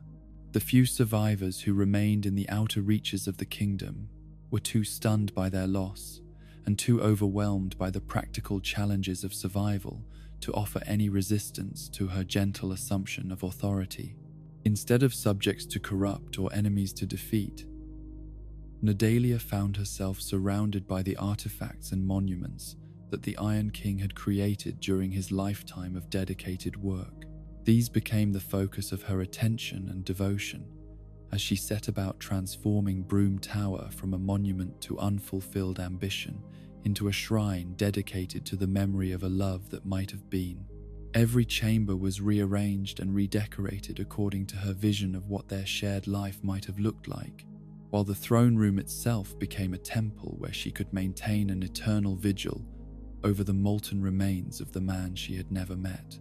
The ashen idols that Nadalia created throughout the tower represented perhaps the most poignant expression of her unique form of corruption. These were not the crude instruments of control that other fragments might have fashioned, but rather artistic representations of herself in various poses of mourning and devotion. Each idol captured a different aspect of her grief and longing, while together they formed a kind of gallery dedicated to the many forms that unrequited love could take. But these idols were more than mere artistic expression, for they also served as extensions of Nadalia's will and presence throughout the tower. Through them, she could maintain her influence over every chamber and corridor, ensuring that the shrine she had created would remain undisturbed by any who might seek to desecrate the memory of her beloved Iron King. They were both monuments to her sorrow and guardians of the sacred space she had established in his honor. The presence of these idols throughout Broom Tower created an atmosphere that was simultaneously beautiful and deeply unsettling. Visitors who managed to penetrate the outer defenses would find themselves walking through chambers that felt more like a vast mausoleum than a functioning palace, where every surface had been arranged according to the aesthetic preferences of someone whose understanding of beauty had been shaped by loss and longing, rather than by any living tradition of art or decoration. Nadalia's transformation of the tower also attracted others whose own understanding of devotion and sacrifice resonated with the purpose she had established there. Chief among these was a knight whose loyalty to his own fallen lord had left him as isolated and purposeless as Nadalia herself had been before discovering her calling. This warrior, who would become known as the Fume Knight, found in the Bride of Ash a cause worthy of the same dedication he had once offered to his original master. The Fume Knight's service to Nadalia represented a different form of corruption than that practiced by her sisters, for it was based not on deception or manipulation, but on genuine sympathy between two souls who had experienced similar forms of loss. The knight understood her devotion to the Iron King's memory because he had felt the same dedication to his own fallen lord, while she appreciated his loyalty because it reflected the very qualities she wished she could have offered to the king during his lifetime. Their relationship, if it could be called that, was built entirely around shared understanding of loss and the meaning that could be found in service to something greater than oneself. The Fume Knight became both protector and fellow mourner, standing guard over the shrine that Nadalia had created while sharing in the eternal vigil she maintained over the Iron King's remains. His presence brought her a form of companionship that did not require her to compromise her dedication to her deceased beloved. Under Nadalia's influence, Broom Tower became a place that existed outside the normal flow of time and change, preserved in a state that honored the memory of what might have been, rather than adapting to what actually was. The great forges continued to burn, maintained by powers that Nadalia drew from her connection to the abyss, while the workshops and laboratories were kept in perfect condition, as if awaiting the Iron King's return to continue his work. This preservation of the past came at a cost that extended far beyond the merely physical. The tower became a place where normal life could not flourish, where the weight of accumulated grief and longing made it impossible for new relationships to form or fresh purposes to take root. It was a shrine to love, certainly, but love of a particularly sterile and ultimately self-defeating variety that honored the dead by refusing to allow anything new to live. The few living beings who remained in the tower's vicinity found themselves gradually drawn into the orbit of Nadalia's obsession, their own purposes and desires slowly subsumed into her larger project of memorial and mourning. They became not servants exactly, but fellow participants in a ritual of remembrance that offered meaning at the cost of any possibility for growth or change. They were sustained by their participation in something they perceived as beautiful and noble, but they were also trapped by it in ways that prevented them from ever finding fulfillment of their own. Nadalia herself seemed largely unaware of the cost that her dedication was extracting from those around her, focused as she was on the internal landscape of her own grief and longing. She had found in the Iron King's memory something that gave shape and purpose to her existence, transforming her from a creature of pure want into something that approached genuine love, even if that love could never be reciprocated or fulfilled. The years passed like pages turning in a book that told the same story over and over again, with Nadalia maintaining her vigil and the Fume Knight standing guard, while the great tower gradually accumulated the patina of age, without ever truly changing. The shrine she had created became more elaborate and beautiful with each passing season, as she continued to add new elements and refinements that expressed her evolving understanding of what her relationship with the Iron King might have been. Yet for all its beauty, for all the genuine devotion that had gone into its creation, the shrine remained fundamentally empty at its core. It was a monument to possibility rather than actuality, a celebration of what had never been rather than an acceptance of what was. The love that Nadalia expressed through her endless artistic and spiritual labors was real and powerful, but it was also doomed to remain forever one-sided, forever incomplete, forever yearning for a response that could never come. In the deepest chambers of the tower, where the molten metal that had claimed the Iron King continued to flow in patterns that seemed almost like a heartbeat, Nadalia would spend long hours in communion with the remains of her beloved. She spoke to him as if he could hear her, sharing her thoughts and dreams while seeking guidance that could never be given.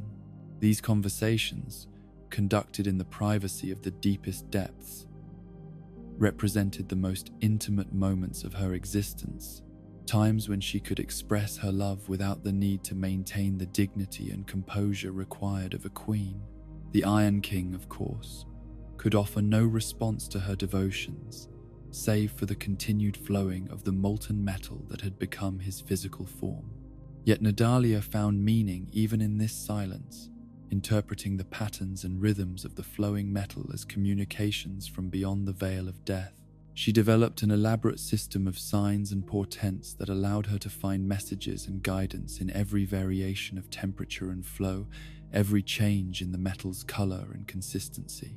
This one-sided relationship became the defining characteristic of her existence, the central organizing principle around which all her other activities revolved.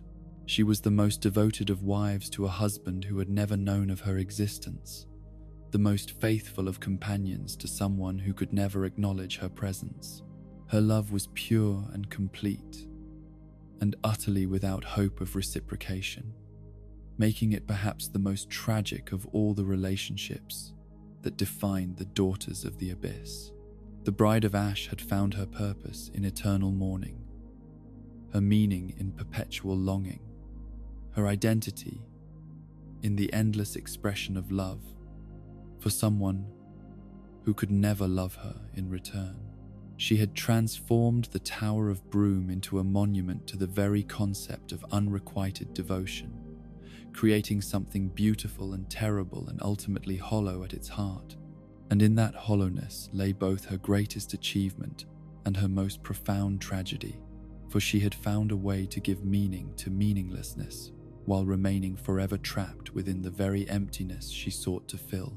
In the uttermost north of the world, where winter reigns eternal and where the very air seems crystallized with cold so profound that it can freeze the breath in one's lungs before it has a chance to form words, there existed a realm that few mortals had ever glimpsed, and fewer still had lived to describe.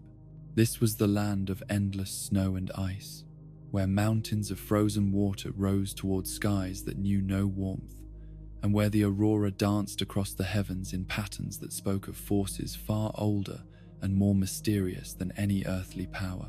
It was a place that seemed utterly inimical to life, as most creatures understood it, a wasteland where the cold was so intense that it could shatter steel as easily as glass, and where the wind carried sounds across impossible distances while simultaneously swallowing all warmth and comfort in its endless howling.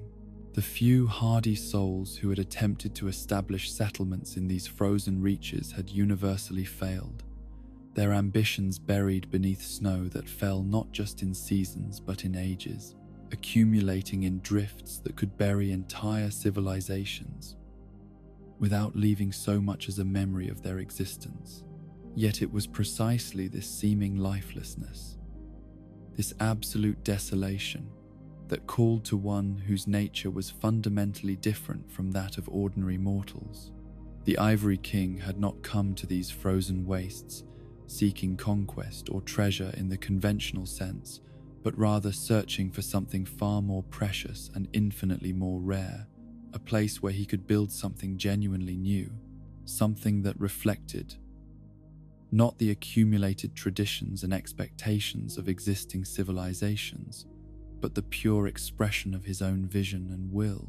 The king who chose this impossible realm for his domain was himself a figure who seemed to exist at the intersection of legend and reality, a being whose very presence radiated an authority that transcended normal understanding of political power. He was tall beyond the measure of ordinary men, his form wrapped in robes and armor that seemed to be crafted from light itself, their surfaces reflecting not the harsh glare of sun on snow, but a gentler radiance that spoke of inner fires that could not be extinguished by any external cold. His face, when glimpsed beneath the crown that seemed less like an ornament than like a natural extension of his being, bore the kind of nobility that suggested not inherited rank but earned wisdom, not political authority, but moral certainty. His eyes held depths that spoke of experiences that spanned not just years but ages, while his voice carried the kind of quiet command that could bring peace to the most troubled heart or inspire courage in the most fearful soul.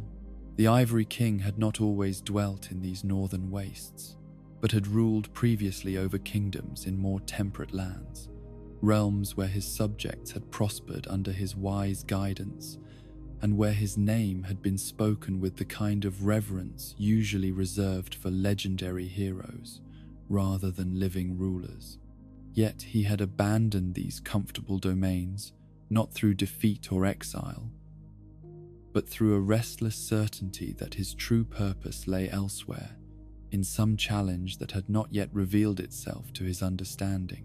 He had wandered the world for longer than most mortals could imagine, seeking some great work that would be worthy of the power and wisdom he had accumulated across the centuries of his existence. He had seen kingdoms rise and fall, had witnessed the birth and death of civilizations, had observed the endless cycle of ambition and decay that seemed to govern all earthly endeavors. Through all of this, he had maintained his faith that somewhere there existed a purpose that could justify the immortal burden of his continued existence. The frozen wasteland that would become his final domain called to him not through any promise of easy conquest or material reward, but through the very impossibility of what he contemplated attempting there. Here, in this place where life itself seemed to have given up the struggle against an environment too hostile to support any form of existence, he would build not just a city, but a testament to the power of will and vision, to transform even the most unpromising circumstances into something beautiful and meaningful. The construction of Eliam Lois began not with the laying of foundations or the raising of walls, but with the careful cultivation of something even more fundamental: hope itself. The Ivory King understood that before any physical structure could be built in such a hostile environment, he would need to create the spiritual and emotional conditions that could sustain human life and purpose in a place where both seemed impossible. He began by gathering around himself a company of knights whose dedication to noble ideals matched his own, warriors who had proven themselves not just in battle but in the more difficult struggles against despair and cynicism that could corrupt even the bravest hearts. These were men who had looked into the darkest corners of human nature and had chosen to serve the light anyway, who had witnessed the failure of lesser leaders and had maintained their faith in the possibility of something better. The Knights of Lois, as they came to be known, were more than mere soldiers in the service of their king. They were partners in the great experiment he was attempting, collaborators in the work of proving that human will and divine grace could triumph over even the most impossible circumstances. Each knight brought not just his skill with sword and shield, but his own understanding of what it meant to serve something greater than oneself, his own commitment to the ideal of nobility that their king embodied. Together, this company of chosen souls began the seemingly impossible task of carving a civilization out of the frozen wasteland that surrounded them. They worked not with the desperate urgency of men fighting against time, but with the patient determination of those who understood that great works cannot be hurried and that true achievement requires not just effort, but wisdom in the application of that effort. The city that slowly took shape around them was unlike anything that had ever been built in the known world, its architecture reflecting not the practical necessities that govern most construction, but rather the aesthetic and spiritual principles that the Ivory King believed should guide all human endeavor. The buildings seemed to grow from the ice itself rather than being imposed upon it, their forms following curves and angles that complemented rather than fought against the natural beauty of their frozen environment. Every structure in Eliam Lois served both practical and symbolic purposes, functioning not just as shelter or workspace, but as a physical manifestation of the ideals that had brought its builders to this remote place. The great hall where the king held court was designed to embody the concept of justice made visible, while the training grounds where the knights practiced their skills reflected the harmony that could exist between individual excellence and collective purpose. But perhaps most remarkable of all was the atmosphere that pervaded this impossible city, the sense of peace and purpose that seemed to emanate from its very stones. Visitors who managed to reach Eliam Lois, despite the tremendous difficulty of the journey required to get there, invariably commented on the feeling of rightness that they experienced within its walls, the sense that they had discovered a place where human ambition and divine intention worked in perfect harmony. The Ivory King ruled over this domain not through the exercise of conventional political power, but through the far more subtle and effective means of moral authority and spiritual inspiration. His subjects served him not because they feared his wrath or desired his rewards, but because they recognized in him the embodiment of principles they themselves aspired to uphold. He was less a king in the traditional sense than a teacher whose lessons were expressed through the example of his daily life and the decisions he made in governing their shared community. Yet for all the beauty and nobility of what the Ivory King had accomplished in creating his frozen paradise, for all the love and loyalty he commanded from those who served under his banner, there remained within his heart a loneliness that no amount of admiration or devotion could entirely fill. He was surrounded by companions and followers who understood and shared his commitment to high ideals, but he had never found someone who could truly understand the full weight of the burden he carried, the isolation that came with being the sole architect of such an ambitious vision. It was during the early years of Eliam Lois's existence, when the city was still growing and the scope of what they were attempting was becoming clear to all involved, that the Ivory King encountered something that challenged every assumption he had made about the nature of good and evil, light and darkness. In the deepest part of the frozen wasteland, in a place where the cold seemed to take on an almost malevolent intensity, he discovered something that should by all rights have filled him with revulsion and horror. She appeared to him first as little more than a shadow against the snow, a darkness that seemed to absorb light rather than merely blocking it. Her form was difficult to discern clearly, as if she existed partially outside the normal dimensions of physical reality, but her presence carried with it an unmistakable sense of something alien and potentially dangerous. Everything in the Ivory King's experience and training should have urged him to drive away such an obviously corrupted being, to protect his city and his people from the contamination that her very existence represented. Yet when their eyes met across that frozen expanse, when he looked into the darkness that surrounded her, and she gazed back at the light that emanated from his form, something unprecedented occurred. Instead of the mutual revulsion that should have characterized such an encounter between opposed natures, they recognized in each other something that neither had expected to find. A loneliness that matched their own, an isolation born not of choice, but of the fundamental incompatibility between their true natures and the expectations of the world around them. Alsana, for that was the name by which she would become known, was a fragment of the abyss as surely as her sisters had been, carrying within her essence the same capacity for corruption and destruction that had brought ruin to so many kingdoms and caused suffering to countless innocent souls. She was the child of Manus, inheritor of the same fundamental hunger and want that had transformed the first human into the father of the abyss, bearer of all the destructive potential that came with such a heritage. But she was also something more, or perhaps something different, from the other daughters who had scattered across the world to sow chaos and despair, where they had embraced their nature as creatures of want and had sought to feed their hunger through the corruption of others. Alsana had wandered the world in a kind of spiritual exile, never quite fitting into the role that her origin seemed to demand of her, never quite able to find satisfaction in the kinds of destruction and manipulation that came so naturally to her sisters. Her loneliness was different from that of the Ivory King, but no less profound for being alien to his understanding. Where he yearned for someone who could share his vision and support him in the great work he was attempting, she hungered for someone who could accept her for what she truly was, without demanding that she become something else.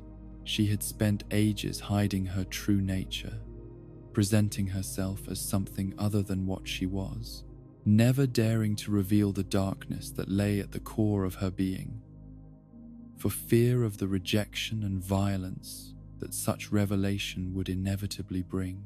The Ivory King's reaction to the discovery of her true nature was perhaps the most remarkable aspect of their first encounter. Any other ruler, any other hero, would have drawn his sword and attempted to destroy this obvious threat to everything he had built.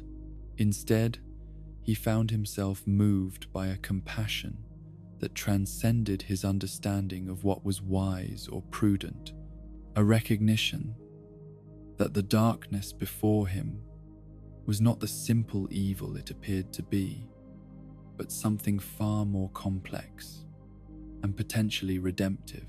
He saw in her darkness not an enemy to be defeated, but a soul in need of the very light he had dedicated his existence to sharing with the world.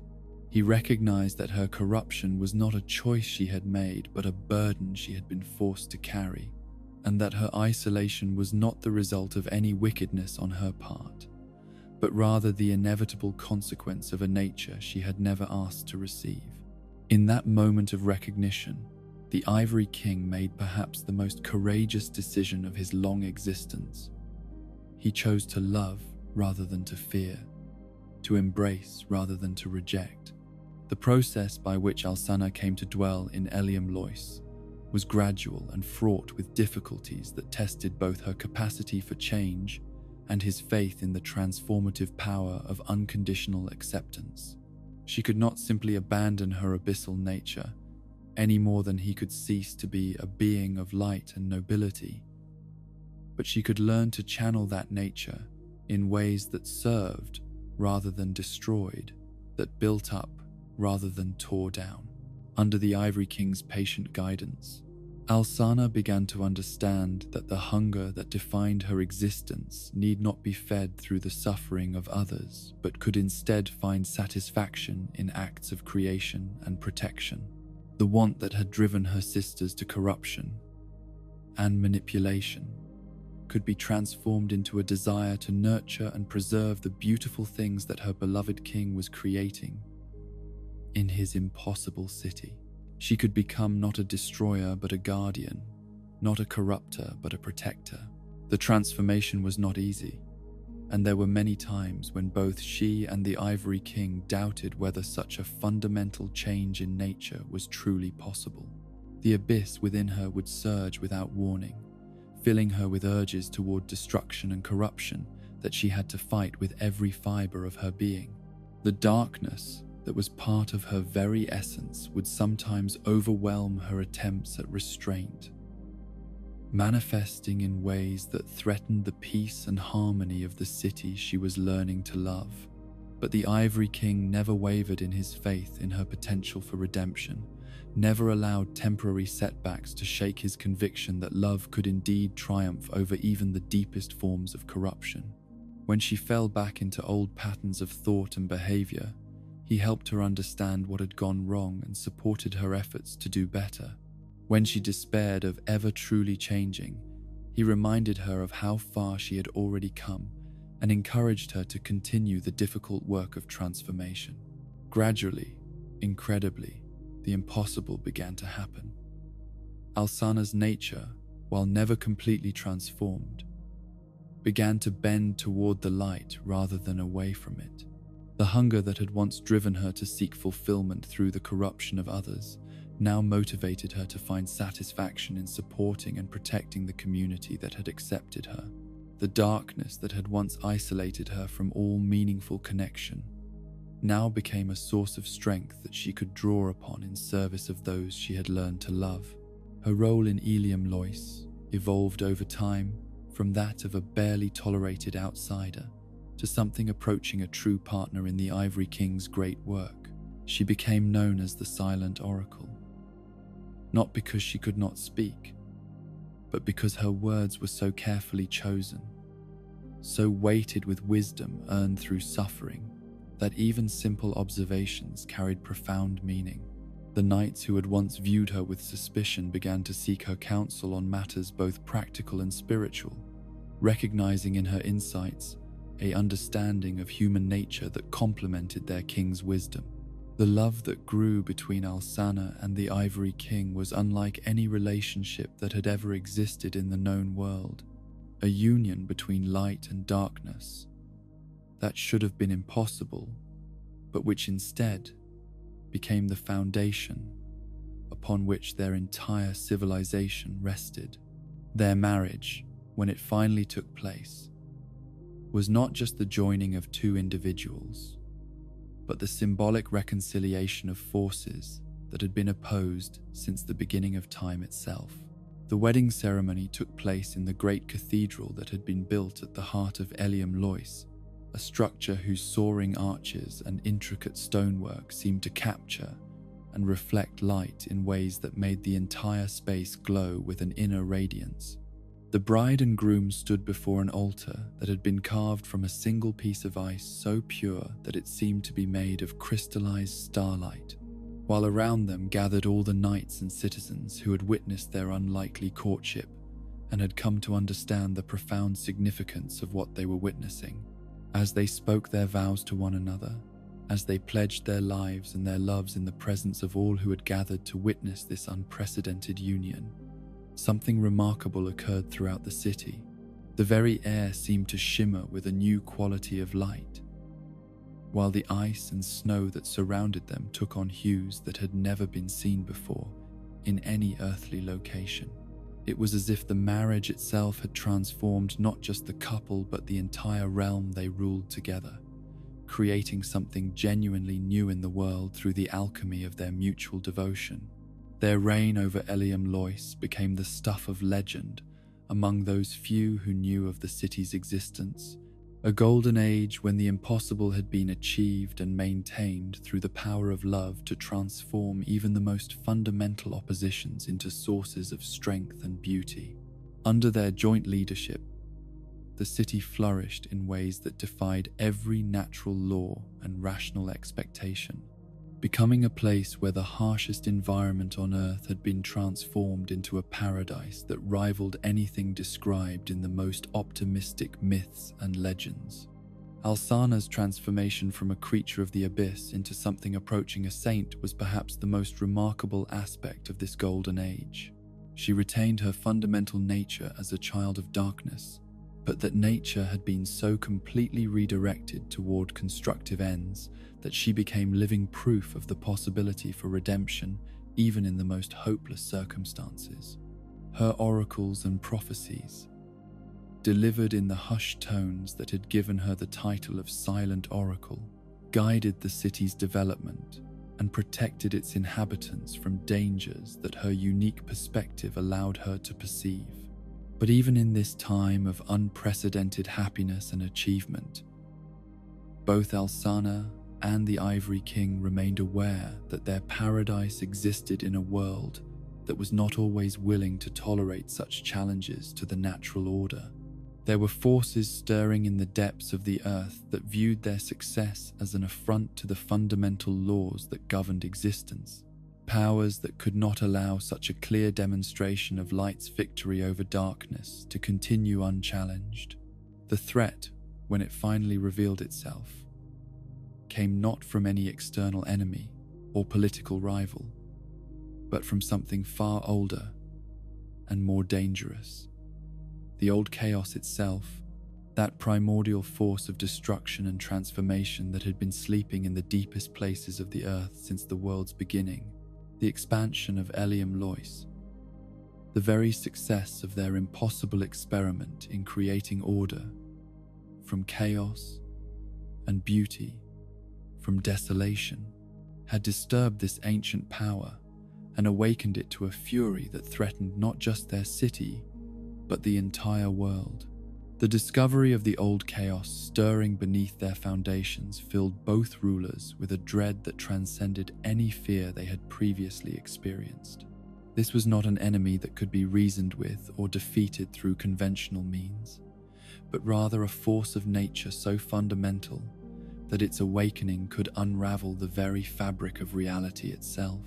The flames that began to seep up from the deepest places were not ordinary fire, but something that consumed not just physical matter, but the very concepts of order and meaning that allowed civilized existence to continue.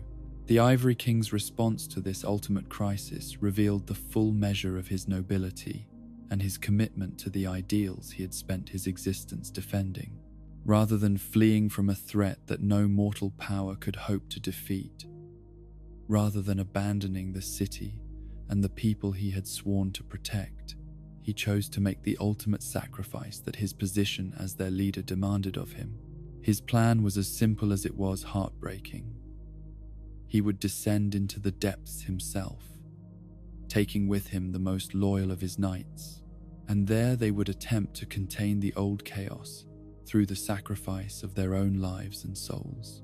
It was not a plan that offered any hope of victory in the conventional sense, but rather one that might purchase time and safety for others at the cost of everything they themselves held dear. Alsana's role in this final tragedy was perhaps the most devastating aspect of the entire catastrophe. She possessed the power to seal the city in ice, to preserve it and its remaining inhabitants in a state that would protect them from the worst effects of the chaos erupting below. But to do so effectively, she would need to act while her beloved king was still in the depths, sealing him away, along with the evil he had gone to fight. The decision she faced was impossible in its cruelty. She could save her husband and allow the old chaos to consume everything they had built together, or she could preserve their city and their people by sealing away the one person whose life meant more to her than her own existence. It was a choice that no one should ever have been asked to make, yet it was one that her unique nature and abilities made inevitable. In the end, Alsana chose as the Ivory King himself would have chosen, placing the welfare of their people and the preservation of what they had built together above her own desires and her own happiness. She used her power to seal Lois in ice so profound that it stopped time itself, creating a monument to their love that would endure long after both of them had passed from the world. The Ivory King descended into the depths with his knights, carrying with him the sacred light that was both his greatest power and the symbol of everything he had stood for throughout his long existence. In the deepest chambers, where the old chaos raged with the fury of a force that had been denied its destructive purpose for too long, he made his final stand against entropy and meaninglessness, trading his life for the chance to contain what could not be defeated. Above, Alsana wept tears that froze before they could fall, her sorrow so profound that it became part of the very ice that sealed their city. She had found love only to lose it, had discovered redemption only to have it taken away by forces beyond any mortal control. Yet even in her grief, she remained true to the principles that her beloved had taught her, dedicating what remained of her existence to protecting the monument they had created together and maintaining hope for the day when someone might come who could complete the work that the Ivory King had begun. The silent oracle took her place upon the throne of Eliam Lois, a figure of tragic beauty ruling over a city frozen in time, waiting with infinite patience for the moment when love might once again triumph over the forces that sought to drag the world back into chaos and meaninglessness. She had learned that even the children of the abyss could find redemption through love. But she had also learned that such redemption often comes at a price that defies all understanding of fairness or justice. And so she waited, as queens and oracles wait, keeping faith with promises made to those who could no longer hear her voice, maintaining hope in the face of circumstances that offered no rational basis for optimism. She had become living proof that even the darkest nature could be transformed by love, but she had also become a testament to the tragic truth that such transformation often demands sacrifices that break the very hearts they purify. In the depths of the world, where shadows gather like pools of forgotten sorrow, and where the very stones seem to weep with the accumulated grief of ages, there exists a place that stands as monument to humanity's capacity for both cruelty and redemption. The Erithal dungeon stretches through caverns that were carved not by natural forces, but by the deliberate intent of those who understood that some forms of suffering require careful architecture to achieve their full expression. Despair. This was not a simple prison built to contain common criminals or political enemies, but rather a carefully designed instrument of psychological torment, where the very structure of the place was intended to break the spirits of those confined within its walls, long before their bodies succumbed to the physical hardships of imprisonment. The cells were arranged in patterns that maximized the isolation of each prisoner, while ensuring that the sounds of others' suffering would echo through the corridors as a constant reminder that hope itself had been abandoned at the threshold. The dungeon had been constructed during the reign of Pontiff Sullivan, that architect of manipulation whose understanding of human nature allowed him to design torments that were far more effective than mere physical violence.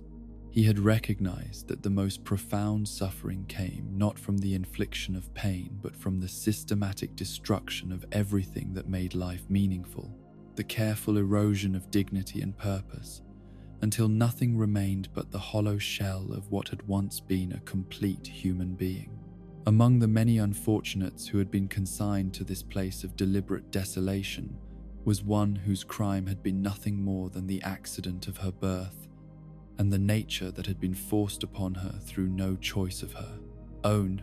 She sat in the deepest part of the dungeon, in a cell that had been specially constructed to contain someone whose very existence was considered a threat to the natural order of the world, whose presence was believed to corrupt everything around her through forces beyond her ability to control. Her name was Carla, though few who encountered her would ever learn this simple fact, for she had been stripped of almost everything that might have identified her as an individual worthy of basic human consideration. To her captors, She was nothing more than a creature of the abyss, a fragment of ancient evil that needed to be contained rather than a person who might possess thoughts and feelings and dreams that had nothing to do with the darkness that flowed in her veins. The cell in which she had spent countless years was a masterpiece of calculated misery, its dimensions precisely calculated to prevent comfortable rest, while ensuring that escape would be impossible even for someone with supernatural abilities. The walls were carved with symbols that were designed to suppress and contain abyssal energy, while the air itself was kept at a temperature that would slowly sap strength and hope, without quite reaching the point of immediate physical danger. Yet perhaps the most cruel aspect of her imprisonment was not the physical discomfort or even the supernatural restraints, but rather the complete isolation from any form of meaningful human contact.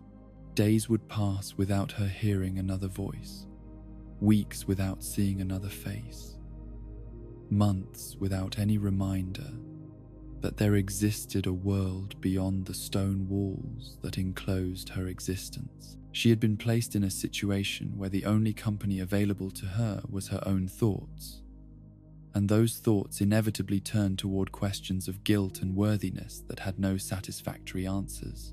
Carla had accepted her imprisonment with a resignation that spoke of someone who had internalized the judgment that others had passed upon her nature. She believed, with the certainty of someone who had been told the same thing by every authority figure she had ever encountered, that creatures like herself deserved whatever suffering came their way. The darkness within her was not something she had chosen, but rather a burden she had been born to carry. Yet she had learned to see it as a source of shame, rather than as simply another aspect of the natural world. This acceptance of her own guilt was perhaps the most tragic aspect of her long captivity, for it meant that even when opportunities for escape or rescue presented themselves, she lacked the sense of self-worth necessary to believe that freedom was something she deserved. She had been taught by the world's rejection to see herself as fundamentally flawed, as a creature whose very existence was an affront to everything good and pure and worthy of protection. The guards who occasionally brought her meager rations treated her not as a person, but as a dangerous animal that needed to be fed just enough to prevent death, while being given no more consideration than absolutely necessary for the maintenance of her continued existence. They spoke about her rather than to her, discussing her condition and her potential threat level, as if she were not present to hear their words, as if her thoughts and feelings were of no more consequence than those of any other dangerous beast. Yet despite the systematic degradation of her circumstances and the constant reinforcement of her supposed worthlessness, Carla retained within her consciousness something that her captors had never managed to destroy: a deep and abiding compassion for others who suffered, and a wisdom that had been earned through intimate familiarity with the darkest aspects of existence. She understood pain in all its forms because she had experienced it so completely, and this understanding had given her insights into the human condition that even the wisest scholars might envy. The knowledge she possessed was not the sort that could be found in books or learned through formal education, but rather the kind of wisdom that could only be acquired through direct experience of life's cruelest lessons. She understood how hope could survive, even in the most hopeless circumstances, how love could persist even when it seemed that everyone and everything conspired against its expression, how meaning could be found even in situations that appeared to offer nothing but suffering and despair. But perhaps most remarkably, her long imprisonment had not filled her with hatred for those who had condemned her to this existence. Instead, she had developed a kind of weary compassion for the fear and ignorance that drove people to such cruelty, recognizing that those who imprisoned creatures like herself were often motivated more by terror than by malice. They acted out of a desperate need to believe that evil was something external to themselves, something that could be contained and controlled, rather than acknowledged as a potential that existed within every human heart. The theoretical origins of Kala's existence, as a fragment of the abyss, traced back through ages of tragedy and loss, to the very beginning of humanity's relationship with darkness itself. If the theories held by certain scholars were correct, then her lineage could be traced to one of the most unlikely love stories ever recorded in the annals of human history, a tale that demonstrated how even the most antagonistic relationships could be transformed through patience and genuine care. Long ago, in times that had passed into legend, there had lived a knight named Alva, whose dedication to a dying saint had made him a figure of both admiration and pity among those who knew his story. Alva the Wayfarer had dedicated his entire existence to finding a cure for Saint Soretta's mysterious illness, traveling to the farthest corners of the known world in search of remedies that might save the woman whose suffering had become the organizing principle of his life. Throughout his long quest, Alva had been pursued and harassed by a witch named Zully, whose methods of expressing interest in him had consisted primarily of tricks and traps designed to delay or derail his mission. To most observers, Zully appeared to be nothing more than a malicious sorceress whose amusement came from tormenting a noble knight who was already carrying more than his share of sorrow and responsibility. But those who looked more carefully at the pattern of her interference might have noticed something that suggested a more complex motivation behind her actions. Zully's tricks, while annoying and sometimes dangerous, never seemed designed to cause permanent harm to the knight she pursued. Her traps were elaborate but rarely lethal, her magical assaults impressive but curiously lacking in genuine malice. It was as if she were attempting to engage his attention rather than truly destroy him, seeking some form of connection that her nature prevented her from pursuing through more conventional means. The relationship between the knight and the witch continued for years, with Alva steadfastly refusing to be diverted from his quest, while Zully maintained her campaign of harassment with a persistence that suggested deeper motivations than mere sadistic entertainment. Neither of them seemed to understand what the other truly wanted, yet neither was willing to abandon the strange dance they had created between pursuit and evasion, dedication and interference. The inevitable end of Alva's quest came not through any action of Zully's, but through the simple progression of the illness that no amount of dedication or determination could ultimately defeat. Saint Soretta died, despite all his efforts, leaving the knight to face the devastating realization that years of searching and sacrifice had accomplished nothing more than the prolonging of suffering that had been destined to end in loss from the very beginning. The collapse of Alva's purpose might have destroyed a lesser man entirely, reducing him to despair so complete that recovery would have been impossible. Yet it was at this moment of ultimate defeat that something extraordinary occurred, something that transformed both the knight and the witch in ways that neither could have anticipated when their strange relationship first began. Zully, witnessing the complete devastation of the man she had spent so many years pursuing, discovered within herself emotions she had never previously experienced. The sight of Alva's grief awakened in her a capacity for genuine compassion that had been dormant throughout her existence, while his obvious need for comfort and understanding called forth protective instincts she had never realized she possessed. For the first time in her long life, she found herself wanting to heal rather than to harm, to build up rather than to tear down. The process by which the witch became the knight's companion and eventually his beloved was gradual and fraught with difficulties that reflected the fundamental differences in their natures and their approaches to existence. Zully had to learn how to express care and concern through means other than the elaborate tricks and magical manipulations that had characterized all her previous relationships. while Alva had to discover that healing from grief did not require the abandonment of love, but rather its transformation into new forms of meaning and connection. Their union, when it finally occurred, represented something unprecedented in the recorded history of relationships between those who served the light and those who dwelt in shadow. Here was a partnership based not on the conquest of one nature by another, but on the mutual recognition that apparent opposites could complement and complete each other when both parties were willing to grow and change in response to genuine love.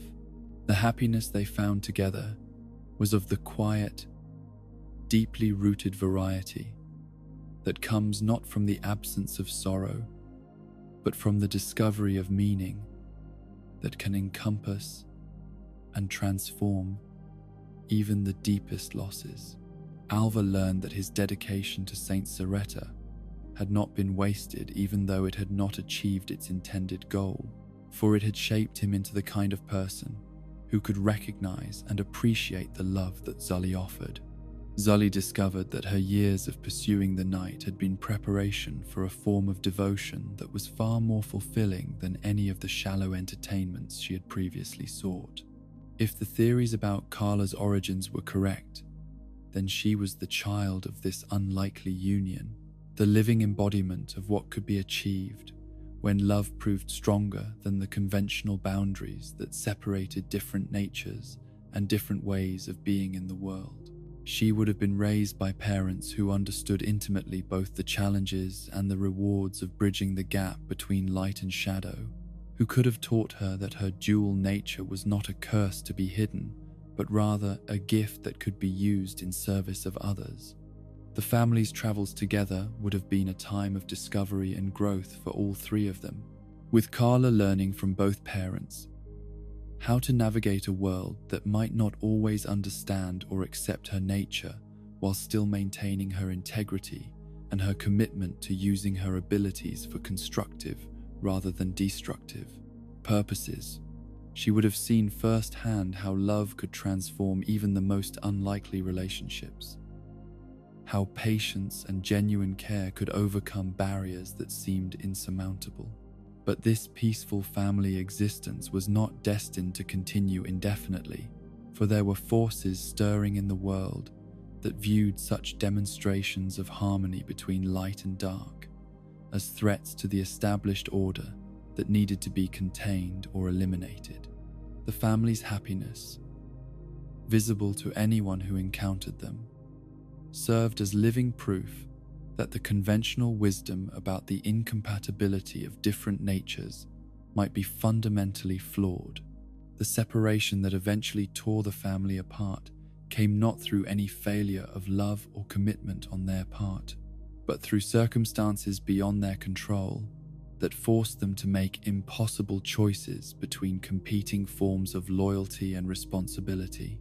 Whether through external attack, natural disaster, or simple misfortune, Carla found herself cut off from the parents who had provided the foundation for her understanding of what was possible in relationships between different kinds of beings.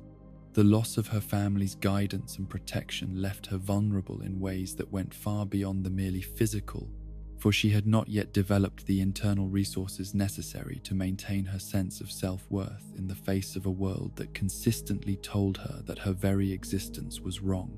Without the constant reinforcement of love and acceptance that her parents had provided, she began to internalize the negative judgments that others passed upon her nature. Her wanderings as a lost and isolated child of the abyss eventually brought her to the attention of those who had made it their business to identify and contain anything that might threaten the stability of their carefully ordered society.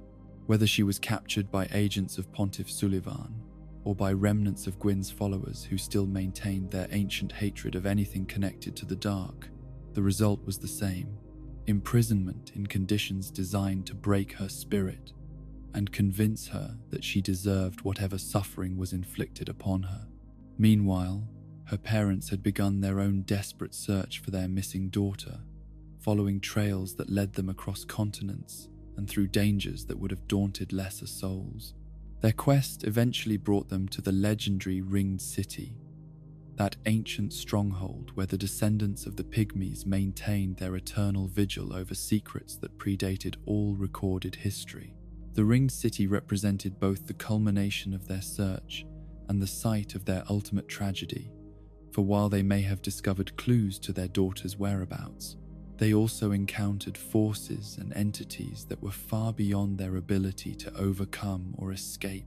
Zully's physical form was destroyed in the battles that raged through the city's ancient streets, while her spirit was claimed by the Judicator Giants to serve as another unwilling guardian of secrets that had been hidden since the world's beginning.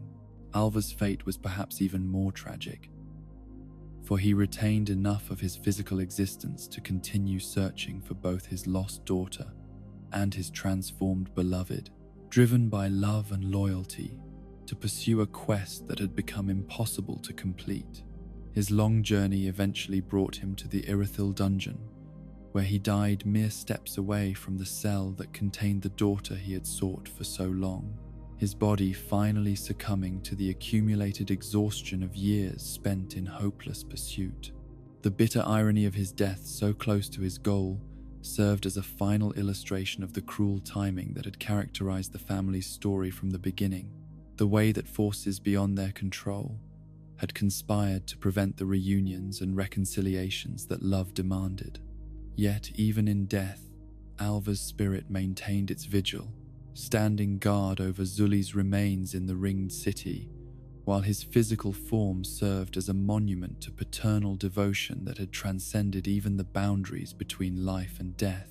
Carla, isolated in her cell and unaware of how close her father had come to finding her, continued to struggle with questions of guilt and worthiness that had no satisfactory answers. She carried within her consciousness not only her own memories of loss and separation, but also, if the theories were correct, inherited knowledge of the dark miracle that had been passed down from her mother, a spell that could serve both as protection and as a final escape from suffering that had become unbearable.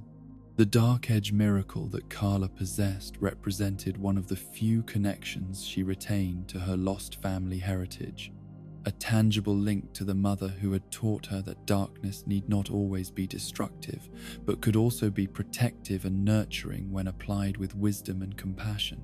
Yet even this gift had become a source of shame rather than comfort, for she had been taught by her captors to see all manifestations of her abyssal nature as evidence of her fundamental corruption. The years of imprisonment had not destroyed her capacity for learning or her desire to help others, but they had convinced her that such desires were themselves suspect, probably motivated by some hidden corruption that she was too damaged to recognize. She had come to believe that any attempt on her part to teach or guide others would inevitably lead to their corruption, that her very presence was a contamination that could spread to anyone who spent too much time in her company. Yet despite this internalized conviction of her own worthlessness, despite the systematic degradation that had been inflicted upon her sense of self over the course of her long imprisonment, Carla retained within her consciousness a spark of something that her captors had never managed to extinguish. She possessed knowledge that could benefit others, wisdom that had been earned through suffering but which could be shared in ways that brought healing rather than harm.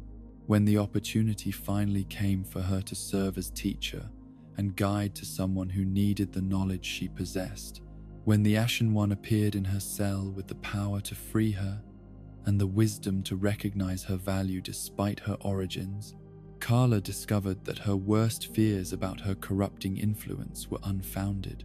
Her teaching did not spread darkness, but rather helped others understand how to navigate the complexities of a world where light and shadow were both necessary components of existence. The recognition that she could indeed help others without causing harm, that her knowledge was valuable and her presence beneficial rather than corrupting, began the slow process of healing that would allow her to reclaim some measure of the self-worth that had been systematically destroyed during her years of captivity. She learned that redemption was possible even for creatures of the abyss, that love could indeed prove stronger than the circumstances of one's birth or the judgments that others might pass based on superficial understanding. In her role as teacher to the Ashen One, Carla found a purpose that transformed her from a creature of shame and self-doubt into someone whose existence had genuine meaning and value. She became living proof that even the most damaged souls could find ways to contribute to the world's healing, that wisdom earned through suffering could be shared in ways that brought light rather than darkness to those who received it. In the generations that followed the Silent Oracle's sacrifice, when Alsana had sealed herself and her kingdom in ice to contain the old chaos that threatened to consume the world, her bloodline continued to flow through the veins of those who had escaped the frozen tomb of Eliam Lois before the final sealing. These descendants carried within them something of her wisdom and her power, but they also inherited the complex legacy of being children of both light and darkness, beings whose very existence embodied the eternal struggle between redemption and corruption that had defined their ancestors' remarkable story. For many generations, Alsana's descendants honored the memory of their foremother and the lessons she had learned through her transformation from creature of the abyss into protector of the innocent. They understood that the darkness within their bloodline was not a curse to be hidden, but rather a responsibility to be managed with wisdom and restraint, a power that could serve the forces of creation as easily as it could be turned toward destruction. These early descendants became known as oracles and seers, counselors and wise women whose insights helped guide kingdoms and communities through the challenges that each age brought. They remembered the story of how love had transformed their ancestor from a fragment of Manus into something approaching sainthood, how the Ivory King's acceptance and devotion had proven that even the children of the abyss could find redemption through genuine connection with others. This knowledge shaped their approach to their own gifts and responsibilities, teaching them to seek always the path of service and protection, rather than the easier road of domination and personal aggrandizement. The oracle blood flowed strongest in daughters rather than sons, passing from mother to daughter in an unbroken chain that carried with it not just power, but also the accumulated wisdom of generations who had learned to balance the competing demands of their dual nature. Each new oracle was taught from childhood to understand both the potential and the dangers of what she carried within her veins, to recognize the signs of corruption that might indicate she was straying from the path of righteousness that had been established by Alsana's example. These teachings were not merely theoretical, but were reinforced by practical training that helped each new generation understand how to channel their inherited darkness toward constructive ends. The oracles learned to read the movements of fate and fortune not for their own benefit, but so they could warn others of coming dangers or guide them toward opportunities that might otherwise be missed. They studied the arts of healing and protection, using powers that had once been associated with destruction to mend what was broken and shield what was vulnerable. Most importantly, they were taught the fundamental lesson that had allowed Alsana herself to transcend her origins, that love and service to others were the keys to transformation, that the darkness within them could be redeemed only through constant dedication to something greater than their own desires. This understanding shaped not just their magical practices, but their entire approach to existence, making them valuable members of the communities they served rather than isolated figures whose power made others uncomfortable. For centuries, this tradition continued unbroken, with each generation of oracles adding their own insights and discoveries to the accumulated wisdom that would be passed on to their daughters. They became the keepers of ancient knowledge and the guardians of sacred traditions, their abilities allowing them to perceive truths that were hidden from ordinary sight, while their commitment to service ensured that such knowledge was used for the benefit of all rather than for personal advancement. Yet as the generations passed and the memory of Alsana's original sacrifice grew dim, As the immediate dangers that had once threatened the world seemed to fade into legend and myth, some among her descendants began to question whether such constant vigilance and self-restraint were truly necessary. They looked around at a world that seemed prosperous and stable, where the great threats their ancestors had guarded against appeared to be nothing more than stories told by old women to frighten children into obedience. These later descendants began to see their inherited power not as a responsibility that demanded careful management, but as an advantage that they had been denied the right to fully exploit. Why should they live lives of service and restraint when they possessed abilities that could grant them anything they desired? Why should they content themselves with the role of advisor and counselor when they could easily claim the thrones and crowns that their power would allow them to seize? The corruption of Alsana's bloodline was not a sudden fall from grace, but rather a gradual erosion of the principles that had sustained their family's nobility for so many generations. It began with small compromises, minor uses of their power for personal benefit that seemed harmless enough when measured against the greater good they continued to serve. An oracle might use her gifts to secure a more comfortable living situation for her family, or to ensure that her daughter received advantages that would not otherwise have been available. These early compromises created cracks in the moral foundation that had been built over centuries of careful adherence to principles that placed service above self-interest. Once the absolute prohibition against using their power for personal gain had been breached, it became easier to justify larger and more significant violations of the ethical code that had once defined their family's approach to their inherited abilities. The process accelerated with each generation, as children who had been raised seeing their parents bend the rules found it natural to bend them even further. The oracles, who had once been known for their wisdom and restraint, gradually became known instead for their ambition and their willingness to use any means necessary to achieve their goals.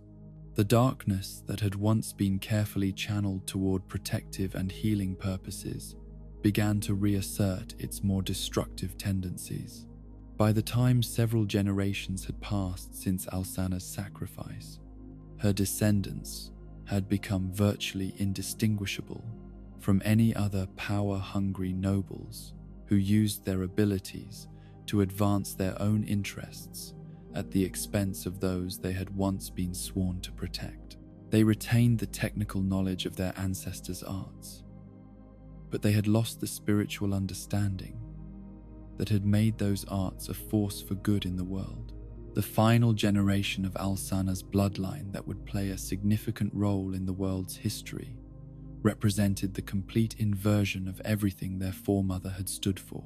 Where she had learned to transform want into love, they had allowed love to corrupt back into want. Where she had found meaning through service to others, they sought meaning only through the accumulation of power and the satisfaction of their own desires. Where she had understood that true strength came from restraint and wisdom, they believed that strength meant the unrestricted exercise of whatever power they possessed. These corrupted descendants looked upon the world around them not as a place where they might find opportunities to serve and protect, but as a resource to be exploited for their own benefit. They saw other people not as fellow beings deserving of compassion and consideration, but as tools to be used, or obstacles to be overcome in their pursuit of whatever goals they had set for themselves. The wisdom that had been accumulated over generations was perverted into cunning, while the power that had once been used for healing was turned toward domination. It was these fallen oracles who would ultimately create the catastrophe that became known as the profane capital, though the full scope of their ambitions and the consequences of their actions would not become clear until it was far too late to prevent the disaster they set in motion. They had decided that the greatest limitation on their power was not their own moral restraint, but rather the natural order itself, the cosmic laws that governed the relationship between light and dark, life and death, creation and destruction. The plan they conceived was audacious in its scope, and horrifying in its implications. They would create their own first flame, an artificial source of the primordial fire that had given shape and meaning to the world since its beginning. This profane flame would be bound to their will, rather than subject to the natural cycles of linking and fading that had characterized all previous iterations of the cosmic fire, giving them the power to reshape reality according to their own desires, rather than being forced to work within the constraints established by forces greater than themselves. The creation of such a flame required raw materials that were not easily obtained through conventional means, resources that could only be gathered through acts of profound violation of the natural order. The corrupted oracles began their work by identifying sources of spiritual energy that could be harvested and concentrated, communities and individuals whose life force could be drained to feed the artificial fire they were attempting to create. Their search for suitable victims led them eventually to focus their attention on Yhorm the Giant, one of the Lords of Cinder, whose destiny was intertwined with the maintenance of the cosmic order through his eventual sacrifice in linking the true first flame. The giant's immense spiritual power made him an ideal target for their purposes, while his noble nature and sense of responsibility made him vulnerable to the kind of manipulation that the corrupted oracles had perfected over their generations of moral decline. The plot they devised to exploit Yhorm's dedication to his people was as cruel as it was effective. Rather than attempting to attack him directly, which would have been both dangerous and unlikely to succeed, they chose instead to corrupt the very act of sacrifice that he was destined to perform. They would allow him to proceed with his linking of the first flame, but they would sabotage the process in such a way that the energy he expended would be diverted to feed their own profane flame instead of sustaining the cosmic order as intended. The technical aspects of this sabotage required knowledge and skills that went far beyond what any single individual could possess, demanding cooperation between multiple corrupted oracles, working in perfect coordination to achieve their shared goal. They spent years preparing the ritual components and magical frameworks that would allow them to intercept and redirect the massive energies involved in a Lord of Cinder's sacrifice, while simultaneously concealing their preparations from anyone who might recognize the danger and attempt to intervene. When the moment finally came for Yhorm to fulfill his destiny and link the first flame, the corrupted oracles were ready to spring their trap. As the giant began the ritual that would transform his own life force into fuel for the cosmic fire, hidden mechanisms came into play that diverted the majority of that energy toward the artificial flame that his unwitting sacrifice would bring into existence. The result was a catastrophe that exceeded even their own expectations of what they were attempting to accomplish. The profane flame that burst into existence fed not only on Yhorm's diverted life force, but also on the spiritual energy of everyone and everything within a vast radius of the capital city where the ritual had taken place. The artificial fire consumed indiscriminately, drawing power from sources that the corrupted oracles had never intended to include in their calculations, growing beyond their ability to control or direct, as it sought to satisfy the unnatural hunger that had been built into its very essence. The citizens of the capital found themselves facing a form of destruction that defied every natural law and exceeded every historical precedent for disaster. The profane flame did not simply kill those caught within its influence, but rather transformed them in ways that made death seem like a mercy by comparison. Their physical bodies were seared and twisted by energies they had never been designed to withstand, while their souls were bound to the artificial flame in ways that prevented them from finding peace even in death. The transformation of the capital's inhabitants into the monstrosities known as the handmaids represented perhaps the most horrifying aspect of the entire catastrophe. These had once been ordinary people living ordinary lives, merchants and craftsmen, parents and children, individuals whose only crime had been the misfortune of living in a city that had been chosen as the site for an experiment in cosmic manipulation that should never have been attempted. The handmaids retained enough of their original consciousness to remember what they had once been, but their physical forms had been so thoroughly corrupted by exposure to the profane flame that they could no longer function as human beings in any meaningful sense. They were trapped in bodies that were simultaneously dead and alive, conscious and mindless, capable of movement but incapable of purpose, beyond the endless repetition of tasks that no longer served any function. Their wandering through the ruins of what had once been their homes created scenes of surreal horror that defied rational comprehension. Former shopkeepers continued to tend stores that no longer existed, while mothers rocked babies that had been transformed into objects of nightmare. The normal activities of daily life continued in forms so distorted that they became mockeries of everything that had once made existence meaningful and beautiful. The corrupted oracles who had initiated this catastrophe found that their victory was far more hollow than they had anticipated. The profane flame they had created was indeed under their control in the technical sense, but it was also consuming everything around them at such a rate that they would soon have nothing left to rule over. The capital they had sought to make the center of their new cosmic order was being transformed into a wasteland where nothing could survive except the twisted remnants of what had once been alive.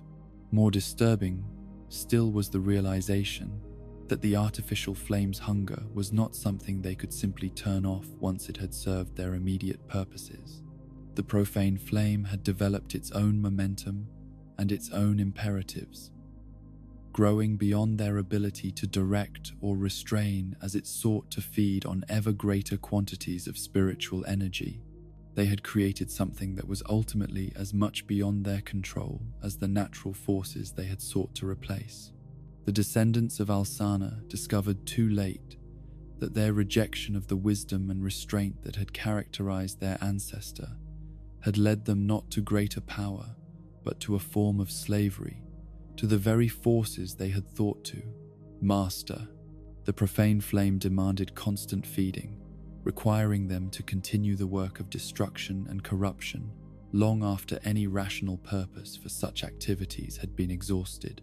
They had become servants of their own creation, bound to maintain something that served no purpose beyond its own perpetuation. Their physical transformation into creatures that bore little resemblance to their original human forms represented the final stage of their corruption, the inevitable result of extended exposure to energies that had never been meant to exist in the natural world. They retained their consciousness and their memories, but their bodies had become monstrous parodies of human shape, twisted and deformed by the same forces that had created the handmaids and destroyed the capital. These monstrosities of sin, as they came to be known, wandered through the ruins of their former domain like living monuments to the dangers of unchecked ambition and the corruption of noble lineages by the gradual abandonment of principle in favor of expedience. They had sought to transcend the limitations that had been placed upon their ancestors, only to discover that those limitations had been protections rather than restrictions. The profane capital that had been created through their machinations stood as a testament to the self-defeating nature of corruption, a place where every victory had ultimately proven to be a form of defeat, and where every achievement had carried within it the seeds of its own destruction. The magnificent architecture that had once housed their dreams of cosmic dominance now served only as shelter for the monsters they had become, and the twisted remnants of the innocent people they had sacrificed to their ambitions. In the deepest chambers of the ruined capital, where the profane flame continued to burn with its artificial light, the corrupted descendants of Alsana maintained their eternal vigil over the disaster they had created. They could neither abandon their creation nor fully control it, trapped by their own success in a situation where every day brought only the repetition of meaningless tasks in service of a flame that served no purpose beyond its own continuation.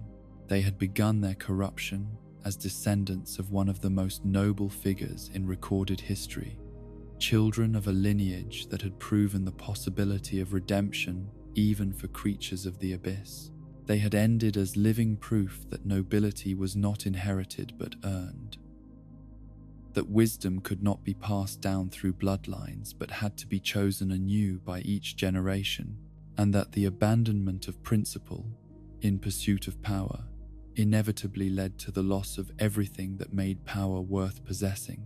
The ruins of the profane capital would endure long after its creators had been forgotten, serving as a warning to future generations about the dangers of believing that inherited gifts carried with them the right to ignore the moral obligations that had made those gifts possible. It stood as a monument to the truth that Alsana herself had learned through her relationship with the Ivory King. That real strength came not from the unrestricted exercise of power, but from the wisdom to know when that power should be restrained in service of something greater than oneself.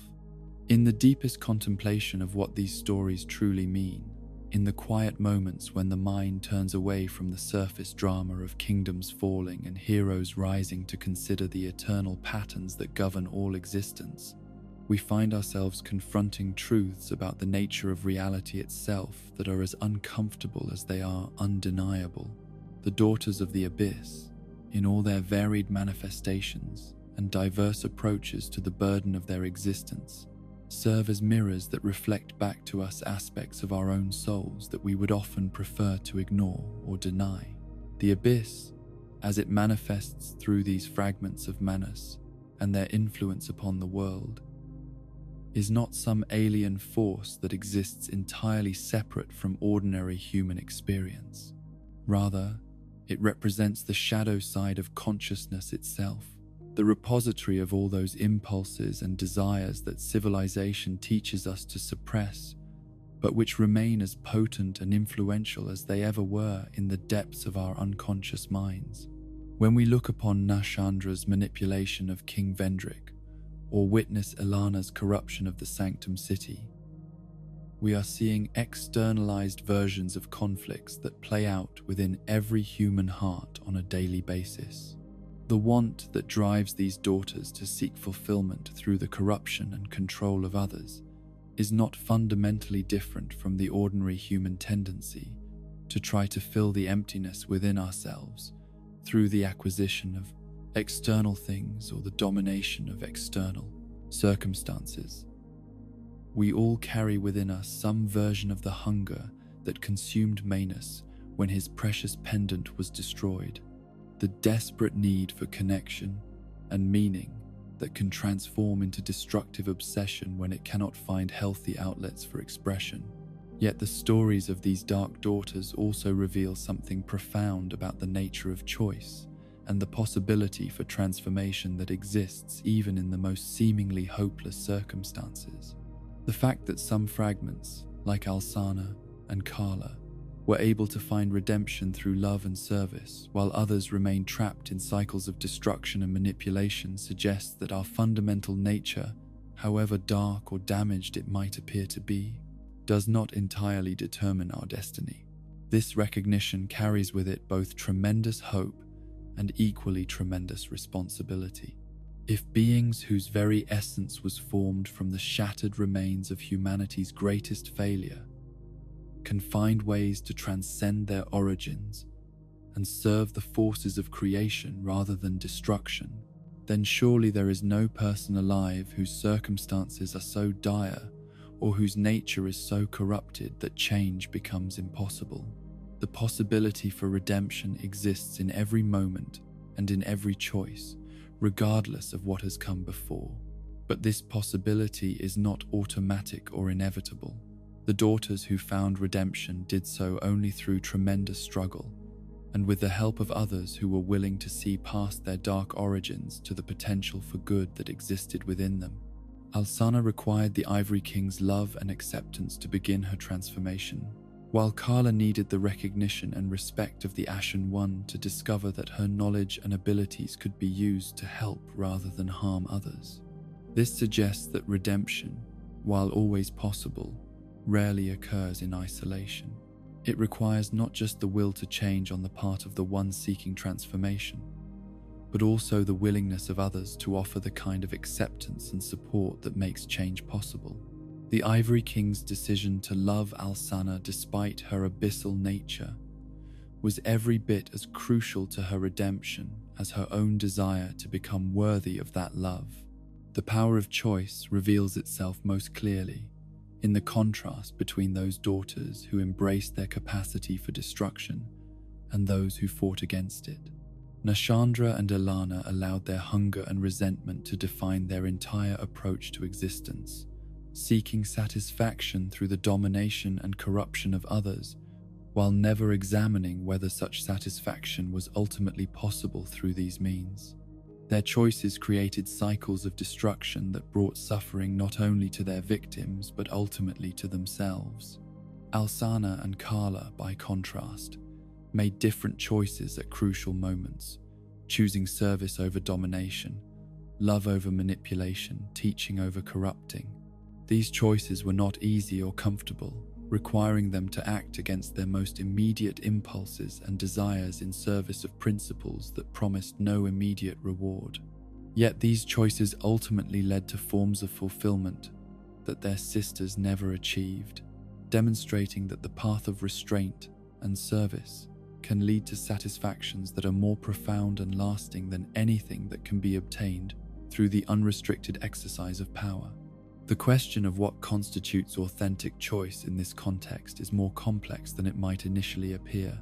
The daughters were all shaped by forces beyond their control, created from fragments of Manusa's shattered consciousness and imbued with hungers and desires that they had no role in choosing. Yet within the constraints imposed by their origins, they retained the capacity to decide how they would respond to these constraints, whether they would allow their dark impulses to control their actions, or would seek ways to channel those impulses toward constructive ends. This reflects a fundamental truth about the human condition that extends far beyond the specific circumstances of beings created from abyssal corruption. We are all shaped by forces beyond our control. Genetics, upbringing, social circumstances, historical context, yet we retain some degree of agency in determining how we respond to these shaping influences. The daughters who found redemption did so not by escaping their nature, but by choosing to work with and through that nature in pursuit of goals that transcended their immediate desires. The role of others in enabling or hindering these choices cannot be overstated. The Ivory King's acceptance of Alsana created space for her to explore possibilities that would never have occurred to her in isolation, while the systematic rejection and condemnation that Kala experienced during her imprisonment nearly destroyed her capacity to believe in her own worth. The way we treat others, especially those whose natures or circumstances make them vulnerable to our judgment, has profound effects on their ability to choose paths that lead toward, rather than away from, redemption. This carries implications that extend far beyond the fantastical circumstances described in these ancient stories. In our daily interactions with others, we are constantly making choices about whether to see potential for good in those around us, or to write them off based on their apparent limitations or past failures. These choices shape not only our own character, but also the possibilities available to those we encounter, creating either obstacles to their growth or opportunities for transformation. The eternal struggle between light and darkness that these stories illustrate is not primarily a cosmic battle between external forces, but rather an internal conflict that plays out within every conscious being. The light represents our capacity for love, service, creativity, and connection, while the darkness embodies our tendencies towards selfishness, destruction, isolation, and despair.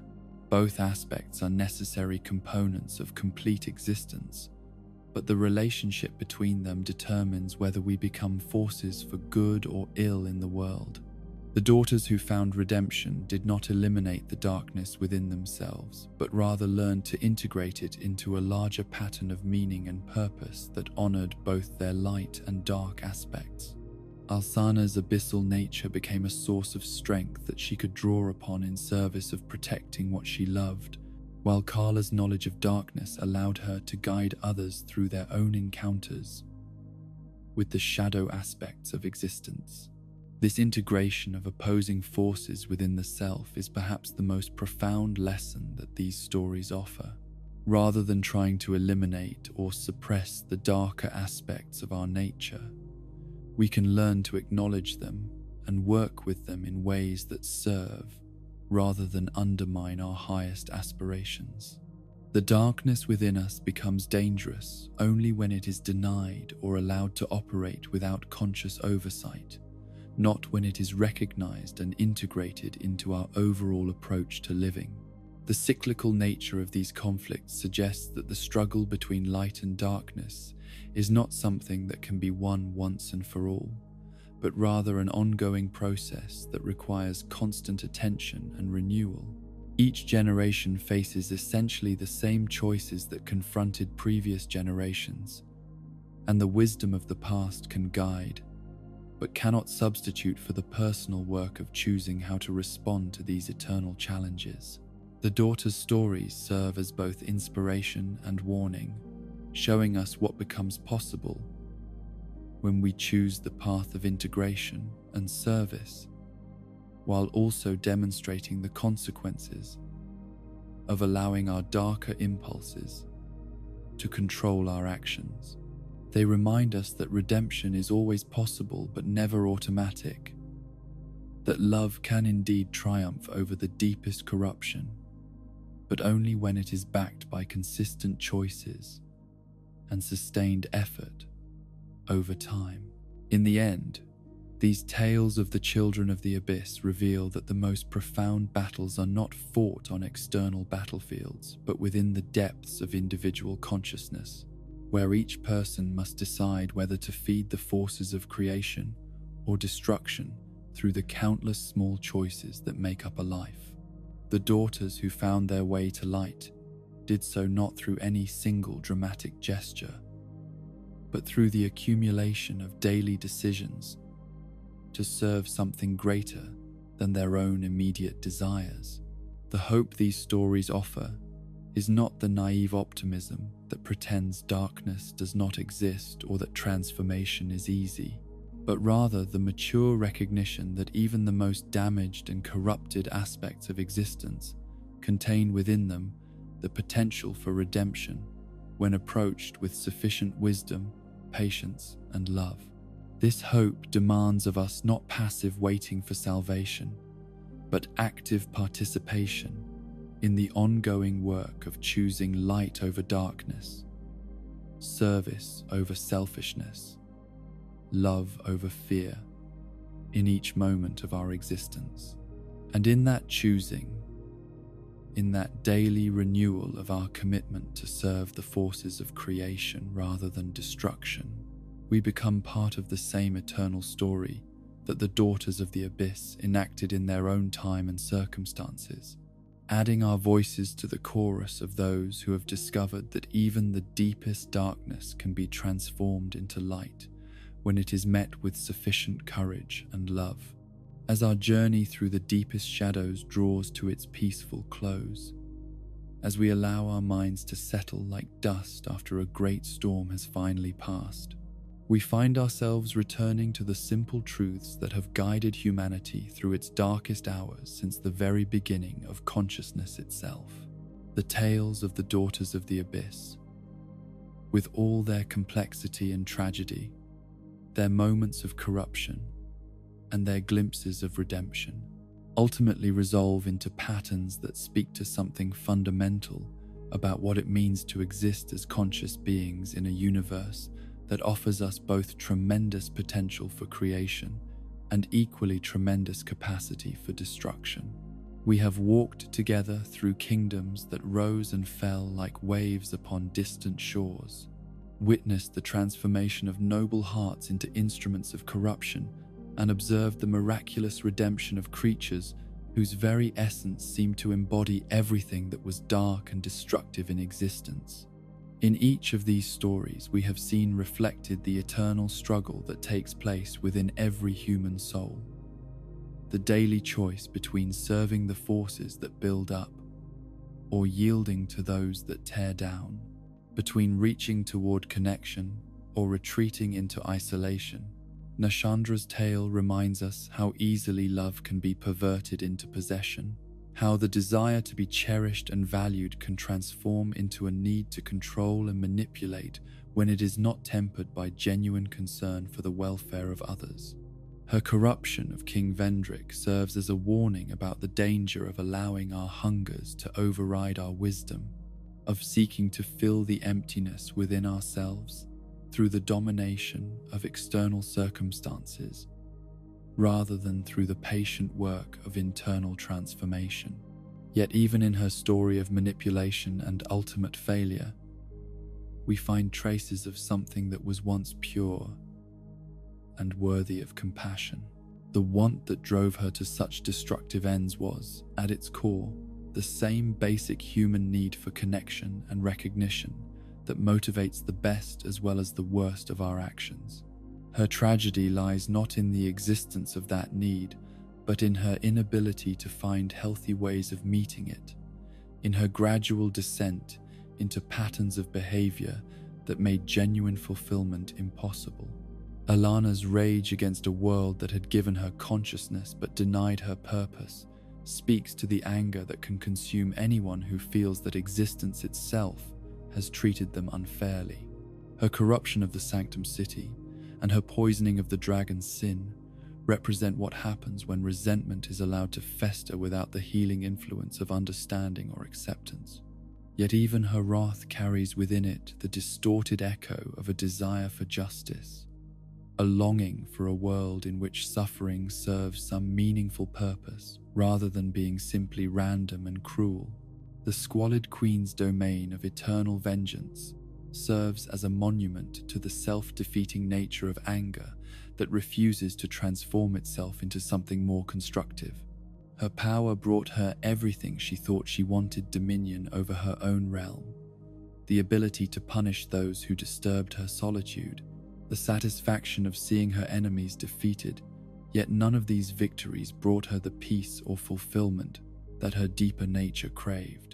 Nadalia's story of love that arrived too late touches perhaps most deeply on the particular form of suffering that comes from recognizing what might have been if circumstances had been different, if timing had been more favorable, if the cruel ironies of fate had not intervened to prevent connections that could have transformed both lives involved. Her transformation of Broom Tower into a shrine to unrequited devotion represents both the most beautiful and most tragic response to loss, showing how love can endure even beyond the possibility of reciprocation, while also demonstrating the dangers of becoming so focused on what was lost that we lose sight of what remains possible. The Bride of Ash created something genuinely beautiful in her memorial to the Iron King, a testament to the power of devotion to transcend even death itself. Yet her creation was also a tomb, a place where time stood still and where nothing new could grow, because all energy was devoted to the preservation of what had already been lost. Her story reminds us that while honoring the past and mourning our losses are necessary parts of healthy existence, we must be careful not to allow grief to become the organizing principle of our entire lives. Alsana's journey from creature of the abyss to silent oracle represents perhaps the most hopeful of all these tales, demonstrating that even the most fundamental aspects of our nature can be transformed through the patient application of love and wisdom.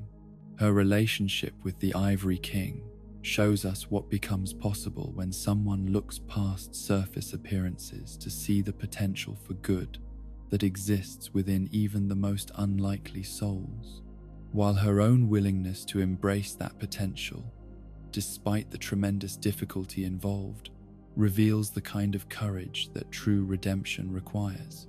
The sacrifice that ultimately separated Alsana from her beloved serves as a reminder that love sometimes demands of us choices that break our hearts in service of principles that transcend our personal desires.